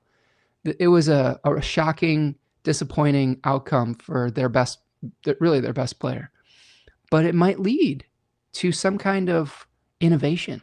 It might lead to them banding together more as a team rather than just watching this extraordinarily gifted individual single-handedly win games for them. So how do we do that? How do we do that as a community? If we've lost something that is important to us, how do we band together as a community and come together with innovation to be able to take that circumstance and turn it into something life-giving, like the volcanic eruption that eventually becomes new land and new fertility? All right, let's see.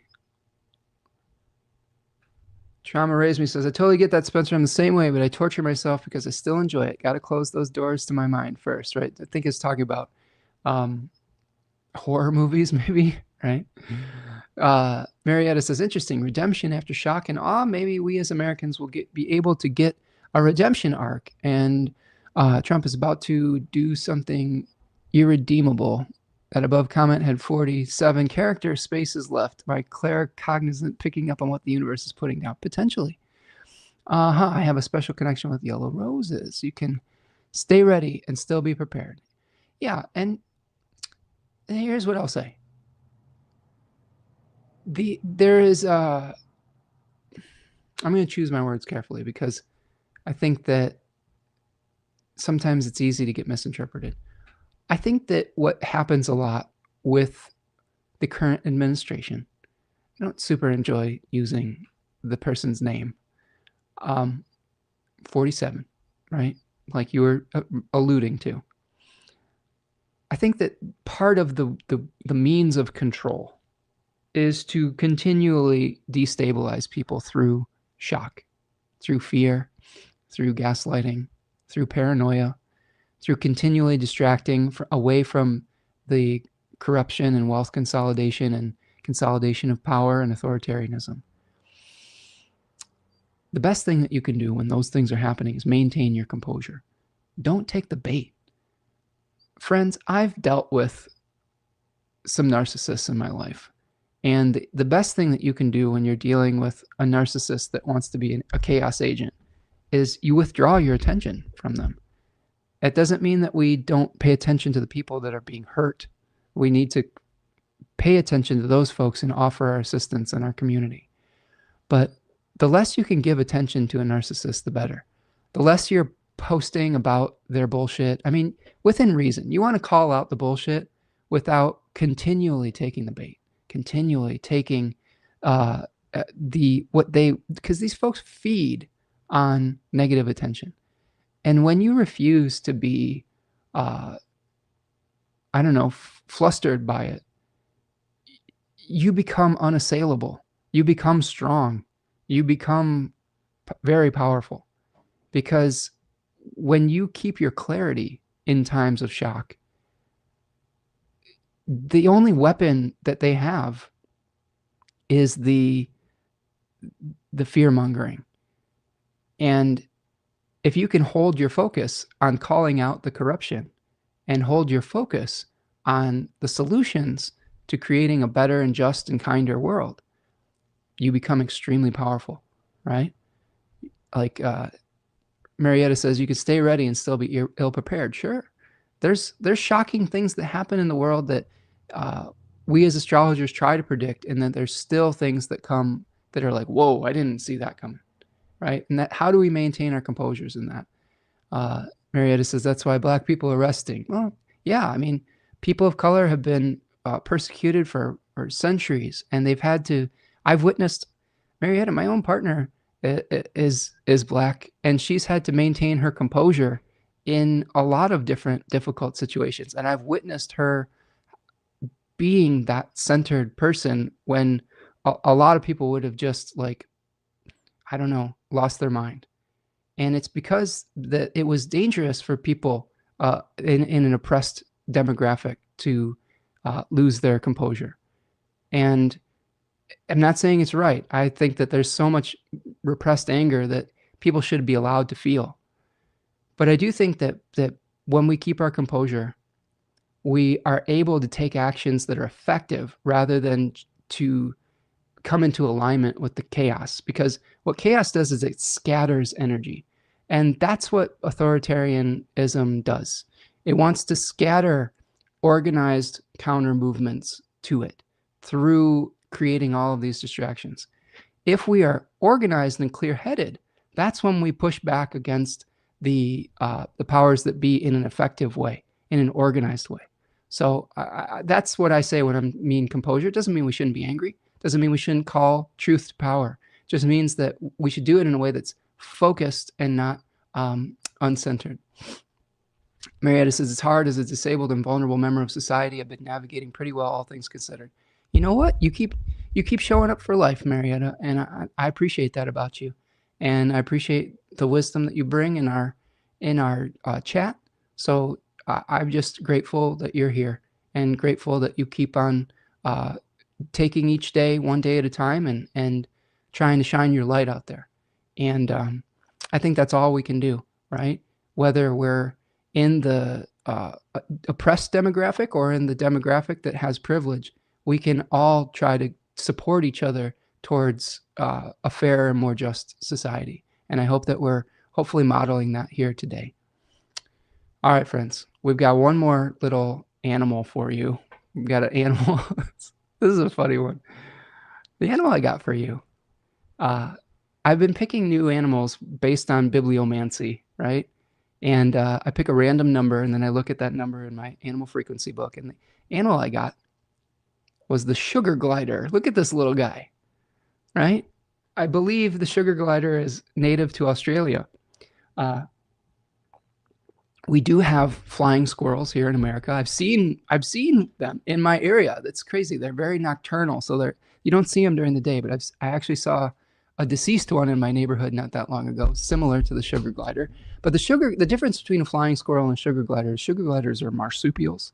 So I'm going to read to you from this beautiful book, Animal Frequency, by Melissa Alvarez. The number I got was 296, if that means anything to you. So this is page 296. Sugar glider is a marsupial that symbolizes flying high, leaping without fear, but knowing where you're going and how to get there. Sugar glider lives with a sense of purpose. It has focused energy. Remember what we're talking about? Focus. It must know exactly where it's going to land before it leaps. You share this same sense of purpose in your life. You know where you're going and what you need to do to achieve the results that you want. Sugar glider urges you to apply this same focus to any decisions that you are about to make. Look at all of the possibilities and where you'll end up before taking that leap. You soar with focused determination, which will make you successful. This is another thing that Aquarius is really good at, is being able to see the big picture rather than just the narrowly focused subjective one. So see how your actions are going to fit in with the collective. See how it's going to fit in with one action fitting in with the rest of your life and how it affects not only yourself, but your community. When sugar glider appears, it means to look at how you're interacting with people. A male sugar glider marks the members of its group with its scent. If any others try to become a part of that group, he will violently chase them away. Sometimes you will experience personal and spiritual growth by meeting and interacting with new people. Sugar glider warns against being cliquish. Sugar glider sleeps all day and is up at night. It does this to protect itself from predators. You may also do your best work at night, so consider nighttime careers. The sugar glider is a marsupial gliding opossum that keeps its young in its pouch. This means you have all you need within you.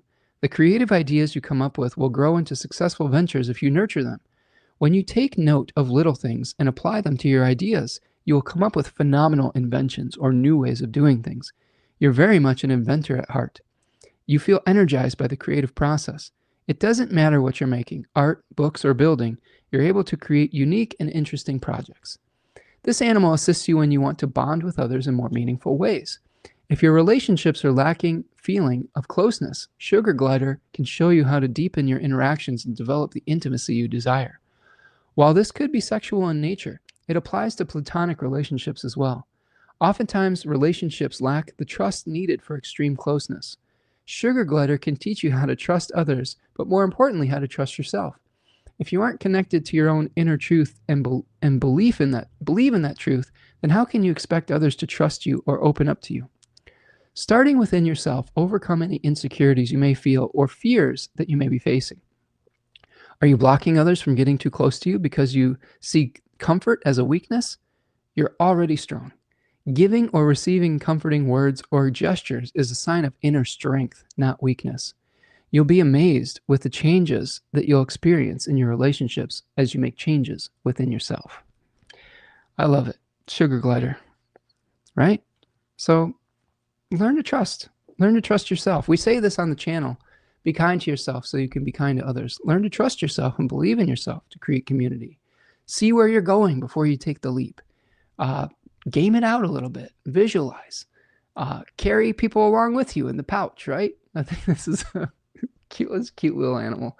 Just a beautiful little creature here. Yeah, love Sugar Gliders.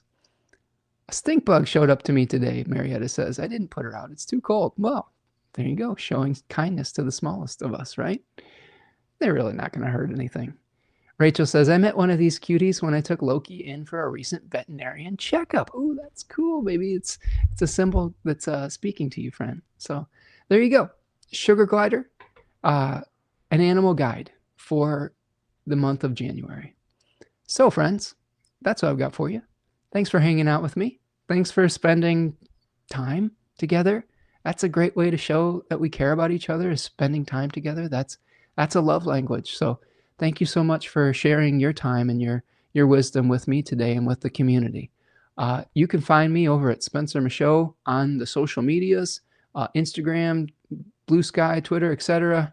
You can also find me over at spencermichaud.com. Please do me a favor. Please like the video. Even if you're on the mobile version, we have two versions that go out. We have the desktop version, and then we have a vertical mobile version. Please like it on there. Leave a comment after the fact if you're watching after the fact. Always love hearing from you after the fact. Go over to spencermichaud.com. Go find all the different offerings that we have over there. Join the newsletter. Visit Third Coast Mojo. Support Tanya. She's got some awesome Jupiter and exalted Cancer stuff that's amazing. Makes you feel like just giving. You know, it makes you see the abundance in the world. It's like a cornucopia of abundance, and it's like, oh, you know what? I am wealthy. I'm wealthy in health, time, friendship, community. It just helps you see the abundance that surrounds you every day, and it doesn't necessarily have to look a certain way. So that's what I've got for you today. Thank you so much for hanging out with me today. Appreciate all of you. Thank you, Marietta. Thank you, Javiera. Thank you, Rachel. Thank you, everybody that stopped in today. Appreciate all of you. Have a great rest of your December, and have a fortuitous January moving forward, and we'll get through this together, my friends. Be kind to yourself, be kind to one another, and we'll see you the next time. Peace.